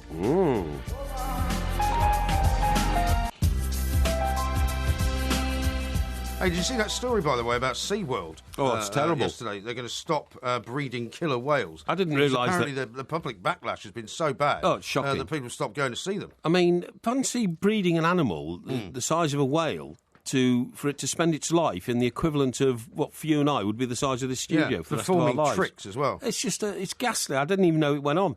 Well, I knew it went on. But I mean, like when you and I were living and working in the States, I mean, it was massive, wasn't it? But everybody went to SeaWorld. Yes, that's right. To go and see what was going on. But it was that movie, Free Willy. Blackfish was sort of a documentary about how the whales were treated and how everything went on at SeaWorld. That kind of was the death knell. Is that right? Yeah. Well, so apparently there are marine parks in San Diego, Orlando, and San Antonio. Yes. Where they've got 29 killer whales. Yes. And they're going to stop breeding them. And so now the argument is, what do they do with these whales? Do they put them back out into the wild? Well, they might not defend themselves. They might not be able to defend themselves. So they're talking about having these kind of sanctuaries where they can go in sort of in the land, in the sea around America. But couldn't they put them in like the Great Lakes or something like that? Well, I can't put them in the Great Lakes. We've had this conversation. The Great Lakes are fresh water, aren't they? Oh, do whales have to live in salt water? Well, you would think so. Well, they I don't know. They come from the sea, don't they? Yeah, but I mean, I don't think the salt bothers them one way or the other, does it? Well, if you're a saltwater or the lack of salt creature, I don't think you can go into fresh water. Why not? Well, because I don't think you can. Why? Because presumably it's not good for you. No, I can't see that. I think if you're a freshwater creature, you die in salt. But I think if you're a saltwater creature, I don't think you die in freshwater. Well, I don't know. I can't tell you one way or the other. But I don't think they can just put 29 killer whales into Lake Michigan. I don't think that'd be a very good idea. Now, listen, as part of the quiz, which is coming up, right, I accessed a book called David Astor. David Astor? Yeah. Yeah. Now, you know who he is? He was one of those sort of English entrepreneur-type heads of a family that started a newspaper, right? Exactly. He's also described as one of the great editors, in life and all that. But he was editor of The Observer. I was going to say, wasn't it didn't the family own The Observer, the Astor family? Family owned The Observer, so he became the editor. Right. So, of course, The Observer is the paper that prides itself on liberal values and social justice. Well, it's kind of Sunday version of The Guardian, isn't it? This guy was so wealthy, he had 3 butlers, right? So, I mean, obviously the right man to the editor of The Observer. Of course. Imagine a man born into stupefying wealth who suffered a nervous breakdown at Oxford University and left to become an apprentice in a factory because he couldn't handle the wealth his family had behind him. He couldn't handle the wealth? He couldn't handle the wealth his family had behind him. And then worked in a provincial pantomime as a producer. Right. During the Second World War, he's parachuted into occupied France by the SAS and awarded the Croix de Guerre for bravery. And then came back and created a newspaper that for a time became the most influential in the world. So did he kind of renounce all of his wealth then? Did he say he didn't want any of it? Well, I was going to tell you what happens next. And who after that provided initial funding to set up Amnesty International. Okay. This was this David Astor, right? Quite a life. And he died in 2001. But so a bit of a sort of philanthropist, really. Well, just a mixed-up guy. But the name of David Astor is probably unknown to anybody under the age of 60, and it's this which has impelled Jeremy Lewis, author of studies of Graham Greene and Cyril Connolly, to write the biography of David Astor. Yeah. He said I'm under 60 and I've heard of him. Yeah, I have as well, but we're journalists, so we'd know about him. He was warned by the writer, it's impossible to write an interesting or lively book about so saintly a man. Really? Apparently, David Astor never did anything wrong in his life. And to that extent, this book has been proven right. There's no dark secrets, let alone scandals, although the Astor family... Pretty boring book, then. Yeah, pretty boring book indeed. But the Astor family was so wealthy, they owned Cliveden. Yeah, Cliveden, yeah. Yeah, Cliveden was the scene of the Profumo scandal and all that. Yeah. And there's variously been a stately home, a hotel, a stately home, a hotel, but it's one of the biggest private houses in this country. Did they not also own swathes of sort of London as well, the Astors? Let me have a look here. He spent time in Germany as a young man, saw Hitler at first hand. Well, they were one of the great sort of, as they called them in those days, one of the great sort of families, weren't they? So they had like the family seat, they had all sorts of property all over the place. Yeah, now here, you're absolutely right. So Astor never... Sort of person you'd like to hang around with. Top person, the sort of guy you'd like to hang around with. I was in Mayfair the other day, actually, and I tell you what, I was buying my little sister a bag at Bromley and Russell, or Russell and Bromley. Russell and Bromley. Russell and Bromley? Yeah, for her birthday. What did you have to go to Mayfair for that for? Well, Russell and Bromley's everywhere. No, it's in New Bond Street. Yeah, but there's loads of them. Yeah, I know. It's a chain. Yeah, I know, but the bag I wanted was only in that one, in New Bond Street. How do you know that? Because I rang them up and asked them. You rang them up? Yeah. And said what? I want a bag. Right. Yeah. And they said, we've got a few of them here. No, my niece, who knows about bags, said, this is the bag you should get for her mother, my sister. And I said, oh, that's great. I said, where do I go? And she found it on the internet, and that's where it was. Okay. So I went there, right? I'm sure there's a Russell and Bromley nearer you in Stockbroker Belt, Surrey. Well, anyway, look, I go there, right? Yeah. And I have to say, I then repaired to a couple of wine bars nearby for a... No, unusual for you. Well, I was stressed out at trying to find this bag, okay, and in the end... How expensive was the bag? £263. Blimey. Yeah. So, anyway, I go in it, and I have to say, I do like the people who occupy Mayfair. Do you? I do. I really like them, yeah. Well, it's mostly Russians now, isn't it? No, well, there's a lot of very wealthy people around. They're good class people, style, charisma, you know what I mean? All So this did you kind start of stuff. talking to some of them then? I did, yeah. I started chatting You to a must have few. stuck out like a sore thumb. I dressed a bit better than you did the other not day at when you all. went to Everton. But I thought of one of these days when you and I are perhaps not occupied with a show, we should go over to Mayfair and have some lunch or something. And there are some very nice pubs over there. Oh, has to be absolutely. said. There was a place there called, because this was just off New Bond Street, one of the hostels that I went to was called Bonds. Was it? And it was like James Bond themed, do you know what I mean? But it was fantastic, it was great, honestly. God, I don't fancy that much. No. I like the actual older pubs, which have got, they've got carpet down and they're very sort of soft lighting. And they have hanging baskets outside. Yeah, that sort of thing. They're really nice, I went to a few of those as well. So have you handed the bag over yet? Or have you still got the bag's gone, yes. Did you post it? Russell and Bromley posted it. Oh, did they? Yes, that's the point. Because the last time you bought one of your sisters a bag, you left it on the train, didn't you? Yeah, that cost 150 quid from Louis Vuitton. Yeah. And I left it on the train. Let's go and buy another one. So who made this one then? Has it got a brand name? I don't know. Honestly, I have no idea. I wouldn't know. In fact, I never even saw the bag. You never saw the bag? No. Oh, what you mean? You just went into the shop and pointed at something? No, I went into the shop, showed them the picture on my mobile phone, which my niece had sent to me, and said, send that bag to my sister. So you didn't write a card or anything? No. Really? Because it didn't go from the shop. Well, why did you have to go there? Why don't you just ring them up and tell them to do it? I don't know, because I wanted to see the bag, but they didn't have any bags. But then you haven't seen the bag, you said? No, I haven't seen the bag so they personally. might have sent them the wrong bag? No, because it was in a warehouse. They sent it from their warehouse. They don't send it from the shop. Yes, absolutely, yeah. Very convoluted story, this. No, it's not. No, you just easy. went to Mayfair because you fancied a drink in a Mayfair wine bar. Well, probably. But anyway, look, getting back to Astor, right. So David Astor never saw himself as a professional writer or journalist, but what happened was he had the opportunity to become a newspaper editor when his family bought the family-owned newspaper, The Observer. So when he said he was very nervous about the whole idea of his family's wealth, yes, he didn't mind them buying a paper and giving him a job. Well, exactly. So he wasn't entirely without stain, was he? No. So the family bought The Observer, Britain's oldest Sunday newspaper, and his father, believe it or not, you won't believe this, his father's name was Waldorf. Waldorf? Yeah. Waldorf Astor? Yes. Right. That's the hotel's named after him, the Waldorf Astoria. Do you remember the correction that you read out a couple of weeks ago from The Guardian? Yes. Was it not about an article about this guy? I think it was. Because they said that the guy had taken his name from the Waldorf Hotel. That's right, In fact, it was the other way around. It was the other way around. But the hotel was named after his father, the Waldorf Astoria. Yeah. Is the Waldorf Astoria the one... Is there one of those in New York as well? There's one in New York and there's one in London. Yeah, and the one in New York is where Frank Sinatra used to stay. He had a permanent suite there. Yeah, it's where they've got the presidential suite exactly, as well. Yeah. And they've got the train that runs underneath because President, I think was it Roosevelt, he used to take the train from Grand Central to the hotel. He did. So this family is so wealthy, they own the top hotel in Manhattan, they own the top hotel in London, and they bought the paper so that their son David had a job and made him editor, right? But what he did there appalled his mother. On becoming the editor in 1948, he turned The Observer, which wasn't a liberal paper in those days, into the voice of liberal conscience. And when he later took up the cause of Nelson Mandela in South Africa, his mother, who was Nancy Astor, very famous woman, she was like an international socialite. I think she had an affair with Roosevelt or something, didn't she? Did she? I don't know. Or something like that, yeah. She accused him of turning our family paper into a liberal-minded, woolly-minded gazette.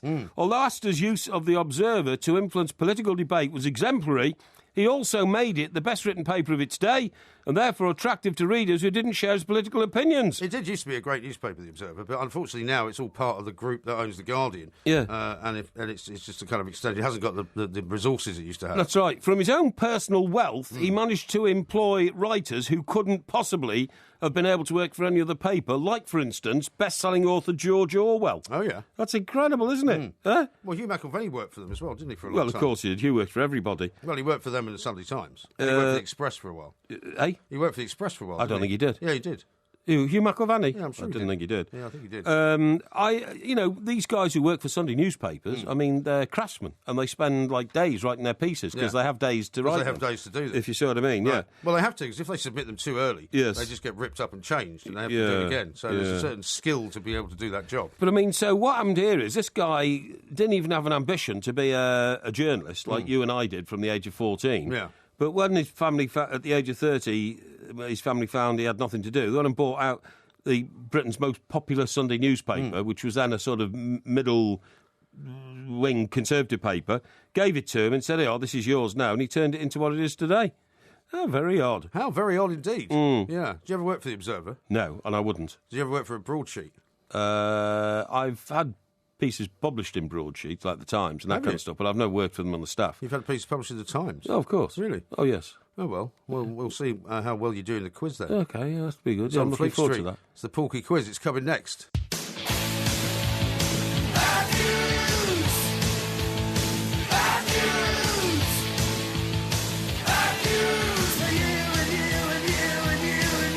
Quiz on Fleet Street. Fleet Street, That's a great idea. Yes, OK. I'll have to write that down, but I don't seem to have a pen here. Well, you can't forget that. It's Fleet Street, you know. Yeah, but it's it's where we better if I work write for it most down. of our lives. Yeah, I know. You know? I know. Yeah, Well, what do you reckon? You'll get 10 out of 10 then? If you know so much about it.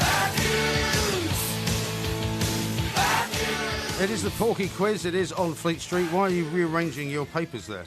What? Why are you rearranging your papers? I'm not rearranging my papers. You've just been rearranging everything. I keep a neat and tidy desk, You've moved everything about, though. No, I haven't. Since the music came on. No, I haven't. No, you have? Not at all. Are you sure? David Astor. We did that, right? Yeah. Already done it, okay? I have some documentary notes on David Astor. That's all. Are you sure? Yeah, get over it. Get over it. I am perfectly over it. I just don't want anyone to accuse you of cheating, that's all. No, I won't be cheating. I don't need to cheat. You don't need to cheat. I think this is one subject that I feel so at one with. Yes. I have no fears whatsoever. OK. Well, as ever, there are 10 questions. Right. If you get one right, you will hear this sound. Phony, below-the-belt journalism, that's what it is. Ooh. If you get one wrong, you'll hear this. Is that really your idea of how to run a newspaper?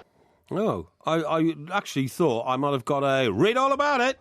Did you? If I get it right, yeah. Well, unfortunately, you haven't got any of those. It's not going to put you off. No. Are you ready for question number 1? I certainly am. Question number 1. Yes. When was London's first daily newspaper, the Daily Current, first published in Fleet Street? Right, it was called The Current, and it was Not published... the Current Bun? No, not The Current Bun, no. And I would say that would... Now, Wick de Wind started his printing press. He was the apprentice to Caxton in 1474. The Courant, which was the first paper in Fleet Street, I think was published in 1702. Correct. Thank you. Phony, below-the-belt journalism, Do you think I need to call somebody in to check your your antecedents? No. Question number 2. Yes. What was the name of the Indian restaurant frequented by hacks opposite the law courts? What? What was the name of the Indian restaurant frequented by hacks opposite the law courts? Well, I never went in there. Well, everybody went to this place. Well, I was a very popular hack in Fleet Street, opposite the law courts. Now, was the... Ye Old Cock is the pub opposite the law courts, right, used by barristers and Fleet Street journalists. I can't comment on any of your assiduousness. The Indian restaurant, I think, might have been called... No, it's not the Red Fort. That was the one we used to go to over in Soho Way. I think it may have been called the Star. Incorrect. No. Is that really your idea of how to run a newspaper? Temple Bar Tandoori. Very famous place. Tandoori. Question number 3. Right. Who's the editor of the Sunday Times? The current editor. Not the current, no, the Sunday Times. No, the editor of the Sunday Times à ce moment. Pardon? The editor of the Sunday Times at the moment. Do you want me to repeat the question? Who is the editor of the Sunday Times? Sunday Times. Well, it used to be John Witherow. The question is, who is the editor of the Sunday Times? Not who used to be the editor of the Sunday Times. John Witherow then moved to become the editor of the Times, OK, and he is the current editor of the Times. So the editor of the Sunday Times is new. He's new, right, after John Witherow moved. And he's not as famous as John Witherow and hasn't been in the job as long, OK? So I'm thinking aloud. Give me a name. No, I'm just thinking aloud here. So Thinking the editor... That's it, yeah, thank you. The editor of the Sunday Times at the moment is... I think it's Max Pemberton. Who? Max Pemberton. Incorrect. No? Is that really your idea of how to run a newspaper? It's Martin Ivans. Martin Ivans, Yes. He's not very well known. He's quite well known. No, I don't think he is. He used to work in New York, funnily enough. Yeah. Number 4. Yes. What was the London Post? What was the London Post? Yeah. Sorry, what do you mean? What was the London Post? Well, that's like saying, what was, I don't know, Enid Blyton. I mean, I don't understand. What do you mean? Well, I think the question's referring to a title, the London Post. What was the London Post? Yeah, right. What was the London Post? The London Post was a newspaper. Thinking aloud, okay. The London Post was a newspaper that was the precursor to a newspaper, modern newspaper of a more famous name, okay?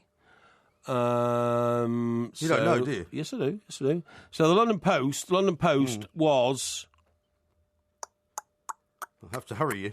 It was the first tabloid newspaper ever produced in Fleet Street. Incorrect. No. Is that really your idea? Oh, no, I know of what it how was. to run a I know what it newspaper? was. No, you've already Wasn't given it the Robert answer. Maxwell's 24-hour paper? No, it wasn't that either. Right, okay. It was a fake newspaper set up to fox the unions in the lead-up to the Wapping dispute. Good God. Because Murdoch pretended he was going to start a new paper and he was going to print it in Wapping, but what people didn't know was that paper never actually was ever going to come out. He said it was going to be an evening newspaper. Question The number London 5. Post, yeah. Yes. Who won Newspaper of the Year in 2001? 2001? Newspaper of the Year? Yeah. Which one? Because there's several Newspaper of the Year awards. Which one are you talking about? Well, there's only really one set of newspaper awards. Is there? Yeah, the Press Awards. The Press Awards. In 2001, that would have been... would have been... Yes, I think I've got... Daily Mail. Incorrect. No! Is that really your idea of how to run a newspaper? It was the Daily Mirror, who I was working for at the time, funnily enough. Oh, really? Yeah. Oh, and the people who set these questions are independent of you, are they? They are, yeah. Oh, I see. And just so happens that somebody set a question for this quiz, asking what was the newspaper of the year in 2001 when you happen to be working for it. I happen to be. Well, yeah. I mean, that really does expose the corruption in this questioning, in the questionnaires. Well, I worked there it for many really years. does. Well, if you're getting... Oh, no. Your little boast there, that it was 2001, the year I was working for it. Well, my that means you are in collusion with the people who set the questions. No, but I would only be in collusion if I was like you, trying to self-aggrandise all the time. It's a damned outrage. 1 out of 5. Question number 6. Who was the first editor of the Today newspaper in 1986? 1986 Today editor. Brian MacArthur. Correct. Thank you. Phony, below the belt journalism, that's what it is. Hooray. Question number 7. Yes. Have you ever won anything in the British Press Awards? Sorry? Have you ever won anything in the British Press Awards? Is this a serious question? Yeah. You mean me, Michael Parry? You, Michael Parry. Have I ever won anything in the British Press Yes. Awards? Yes. Have you? Have I? I'm thinking aloud. Hang on. See, this is a big quandary for you, isn't it? Because if you answer it correctly, you might get it right. Let me see. For the purposes of obtaining a point, I'm going to say no. So you haven't won anything? No. Never? No. Correct. Thank Phony, you. below the belt Hooray. journalism, that's what it is. That's not accurate, by the way. 3 but, out of 7. Yes, Question number 8. Yes. Who is the deputy editor of Britain's newest newspaper, The New Day? Oh, my God. It's a woman. I can't help you. Who works as deputy to Hillary, the editor, is it? Or Alison? Alison Phillips is the editor. So it's Alison Phillips. How would I mean, look, this is an absurd question. Why? Absurd. Well, it's something to do with Fleet Street, that's why. Why not? The paper's never, ever known anything about Fleet Street. That's not the point. Okay, right. The deputy editor of, what's it called again? The New Day. The New Day. Alison Phillips is the editor, so it would be Margaret Dribble. Incorrect. No? Is that Margaret really your Dribble. idea? Yes. How to You run mean a Margaret newspaper? Drabble, do you? Drabble. Margaret Drabble? Drabble. No, it's not her either. It is, in fact, Dawn Alford. Dawn Alford, never heard of her. Question number 9. Right. How much did Rupert Murdoch pay for The Sun before relaunching it in 1969? I believe he paid... let me see, because it was 3/4 size in those days, and it had merged with the Daily Sketch. £750,000. The answer is actually £800,000. So I'll give you half a point for that. Oh no, I got a Phony. point for that. It was Below the belt 750,000. I remember the figure at the time. 800,000. No, it's 750. I'll give you half a point. 3.5. Last question, number 10. Right. What is the name of the female reporter you sent home for wearing a miniskirt while you were news supremo of the Daily Express? Didn't she turn up at one of our live shows? She did. Which one? I can't tell you. I can't help you. Let me think. And she came to the dressing room. I can't help you. What was her name? Let me see. Very nice lady. Can't help lady. Oh, my God. What was her name? I remember saying to her, look, I can't send you out on a job like that to do anything serious. I'm afraid your skirt is too short. That's right, yeah, I did. Debbie? It was Debbie. No, it wasn't Debbie, was it? Let me think. I can't help you. Hang on. I think it was Andrea. Andrea, just think it aloud. Think it aloud. Second name? I think it was Andrea Martin. Incorrect. No. Is that really your idea of how to run a newspaper? It was Jill Turner. Jill Turner. So you got a grand total of 3.5 out of 10. Well, that was so stupid, Pretty the question. miserable. Pretty miserable for somebody I who's mean, supposed to be an fancy expert. asking me the name of an Indian restaurant on... Well, everybody went to the Indian restaurant. Yeah, well, I Everybody didn't. knew the name of it. I had work to do. I bet you any money you've been in there. Probably. Temple Bar Tandoori. Probably. 3.5 out of 10. I predicted 4 out of 10, so Yeah. I was pretty close, actually. Not bad at all. Another Porky Quiz coming up the same time pretty good. next week. Yeah. This is TalkSport. You've never worked for a broadsheet paper, have you? Yes, I have. Point that out. Yes, I have. Have you? Have I? Have you? No, you haven't. No, I don't think I have. This season, 6 brave bands of seasoned warriors will clash once again in a mighty battle for Grand Slam glory. Scrum down for the 6 Nations. This afternoon, hear a rock and roll preview of another massive rugby weekend from TalkSport's top team. Hawksby and Jacobs' 6 Nations preview this afternoon from 1 on TalkSport with ITV, taking you into the heart of the action for this year's 6 Nations. Get in the game. Pulling pints at a golf club was boring, but since joining the Navy as a steward, no 2 days have been the same. I've learned loads of new skills that have helped me serve high-profile officials in places as far-flung and exotic as the Caribbean and the Indian Ocean. I'm now fully qualified in hospitality management, so I could leave and help run a hotel. But why do that when I can help run a state-of-the-art Navy warship? I was born in London, but I was made in the Royal Navy. Start your journey. Search Made in the Royal Navy. Well, you don't hear that very often. No, not the sparrows, but the peace of mind. The sound of knowing everything is taken care of.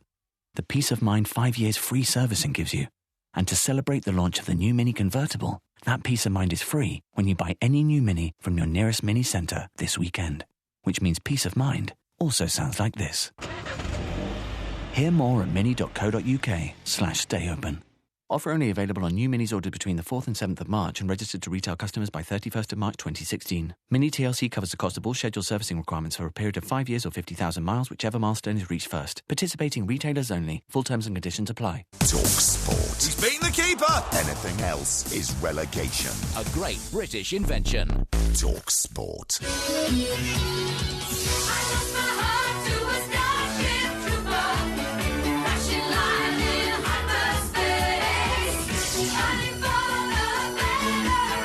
Apparently that was hot gossip, by the way. Hot Gossip, I told you it was hot gossip. Yeah. You said you didn't think it was. I thought Hot Gossip were a dance troupe. Yeah, but they no, were. they did songs as I well. guess they did a song as well. Right, Got quite a lot okay. of tweets coming in on your performance in the quiz. Hackman says, thinking aloud, Porky's not got a clue. Margaret Dribble, you're talking dribble, Porky. Yeah. Nobody can help you. Here's one from Steve, who says, what a joke. 3 questions about Mike Parry, and he still makes a complete pig's ear of it. I don't think so. I've got one here. It says, Porky, you boast about being a winner of press awards. You are a fake. With a capital F-A-K-E. Well, I'm not, Rob. It was for the purposes of the question. You see, it was old MG gerrymandering the questions. So do you only want 2.5 out of 10 then? No, gerrymandering the questions and wanted me to say, no, I didn't win anything, where he enticed me by saying, oh, you'll get a point for this if you say you've won nothing. He actually said that. I mean, didn't you work out that when... I said you'd get a point if you got it right. Didn't you work out that when there was a question about which was the paper of the year in 2001, it happened to be the Mirror that he worked for, he must have influence on the question master. He must have. He's a liar, a thief, a gerrymanderer, So if you scumbag. So if you won a press award then? Sorry? If you won a press award, We're now talking outside of the competition, of course. Well, I'm just asking you a question. Well, have you won a press award? Of course I have. What did you win? Well, the audience don't want to know that now. Yeah, they do. No, they don't. They don't. They don't Because know you just that. accused me of being a liar, so I think you ought to prove that you're not. You're a liar about the 2001 question. Right, there's some more here. So we'll have to ratchet it down to 2.5 then. It says, red is the colour of Fleet Street on the Monopoly board. 100% will be in the quiz. It's affixed by IROMG. That's you, Yeah, old but that, MG. But that wasn't in the quiz, was it? Yeah. That question wasn't in the quiz. Yeah, why didn't I get a question, says William, about Conrad Black of Hollinger International? Yeah, I totally agree. He's a very famous Fleet Street figure. Man who went to jail eventually on allegations that he fiddled his own company. Why didn't you get a question on it? Is that what you're asking? Yes. Well, I don't set the questions. But you've now just told me you answered one of them incorrectly, so it's now 2.5 out of 10. No, it's not. No, it's not. No, the quiz is over. You can't do that retrospectively. Sorry, mate. Only the FA can do that. Only the FA? Yes. Yeah, OK. Yeah. Well, maybe you can bring us in your press award next week. Yeah, maybe. What did you win it for? Huh? What did you win it for?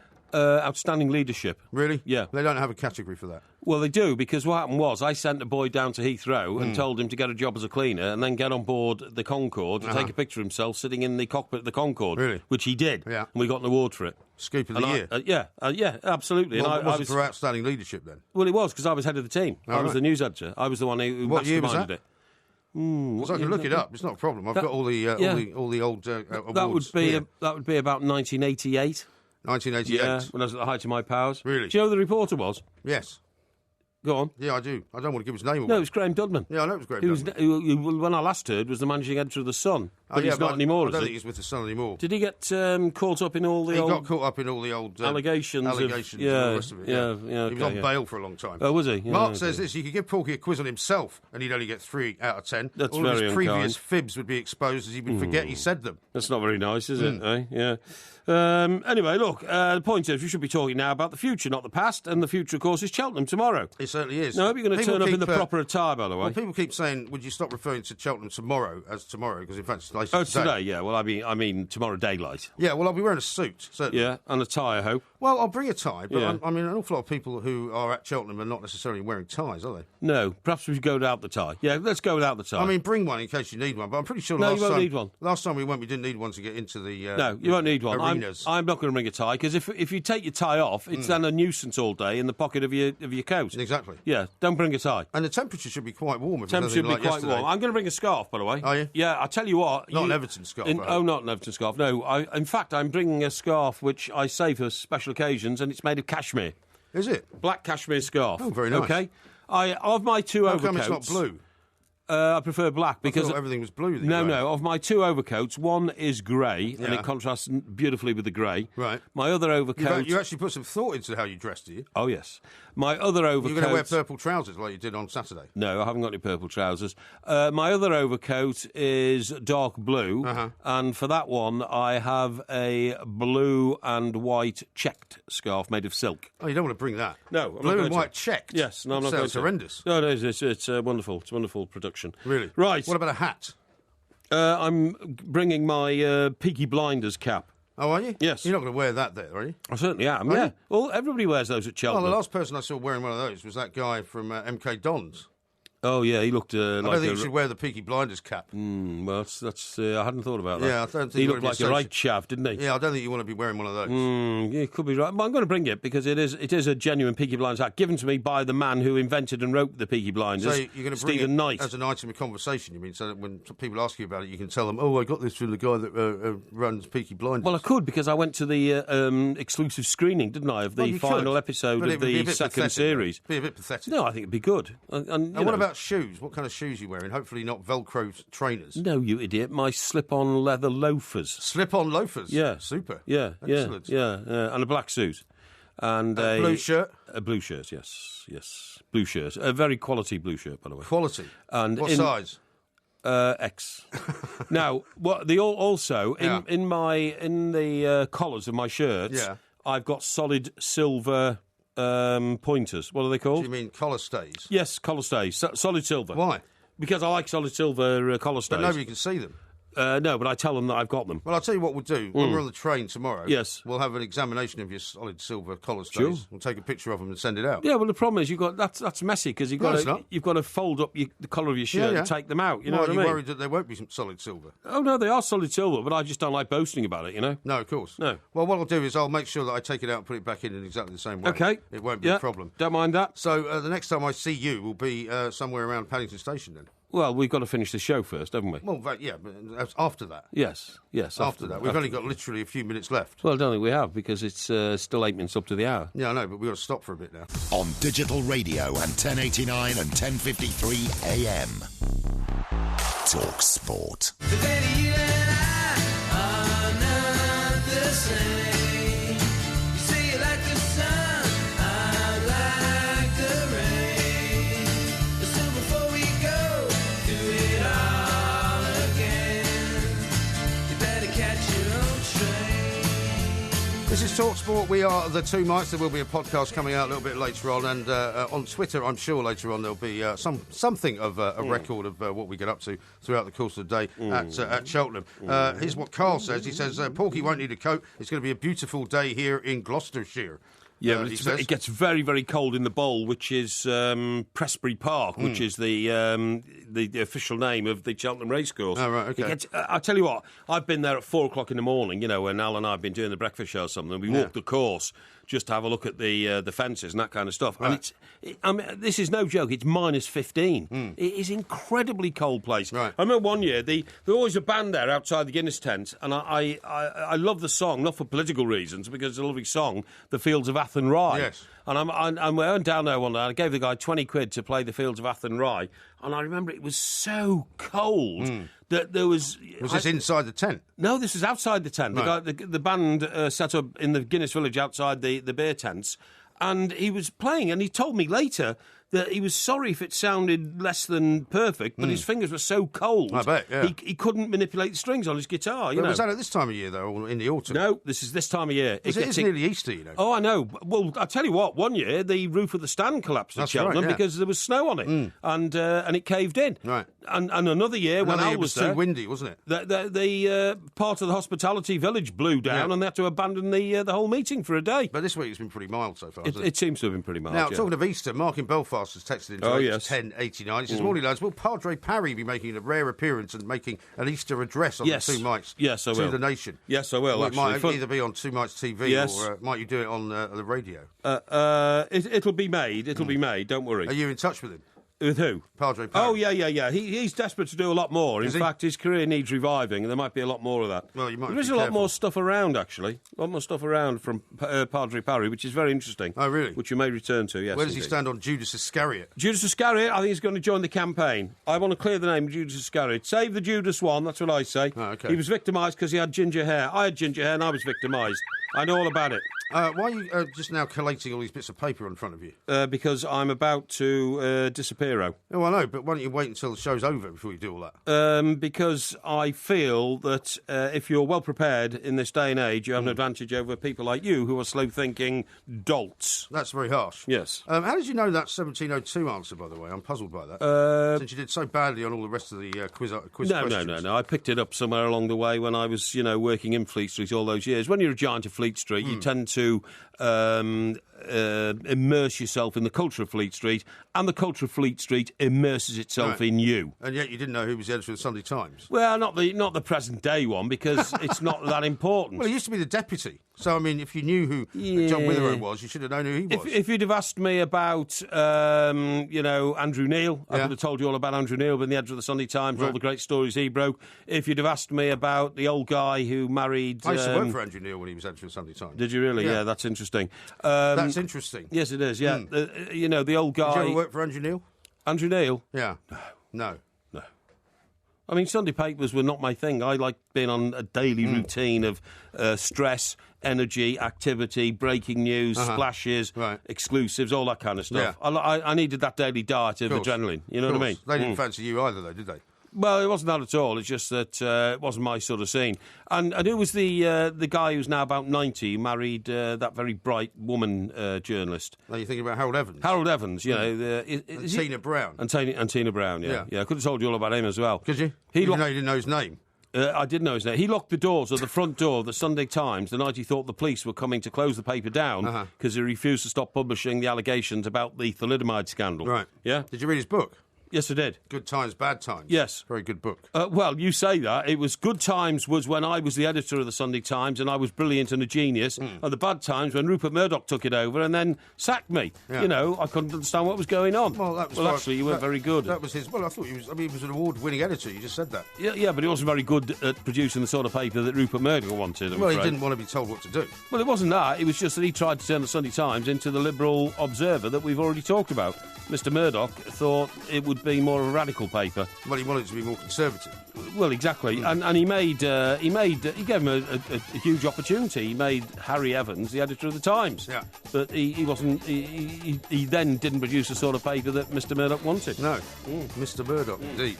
Thank you very much indeed, Well, Porky. what would you I'll call see- a guy called Murdoch? Wouldn't you Rupert. call him Mr. Murdoch? Rupert. I'd call him Rupert. Yeah. Oh, I see. That's what everybody calls him. Oh, you like grovelling to billionaires, do you? No, that's your job. This is Talk Sport. We are the Two Mics. Look at the light! Don't forget to follow the Two Mics at the Two Mics on Twitter and on YouTube.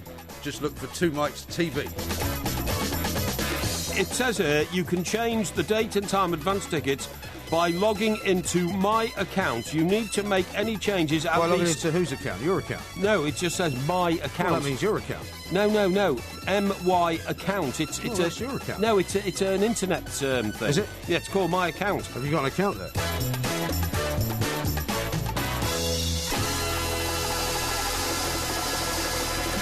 You've never worked for a broadsheet paper, have you? Yes, I have. Point that out. Yes, I have. Have you? Have I? Have you? No, you haven't. No, I don't think I have. If you love the Two Mics podcast, you'll love the live show.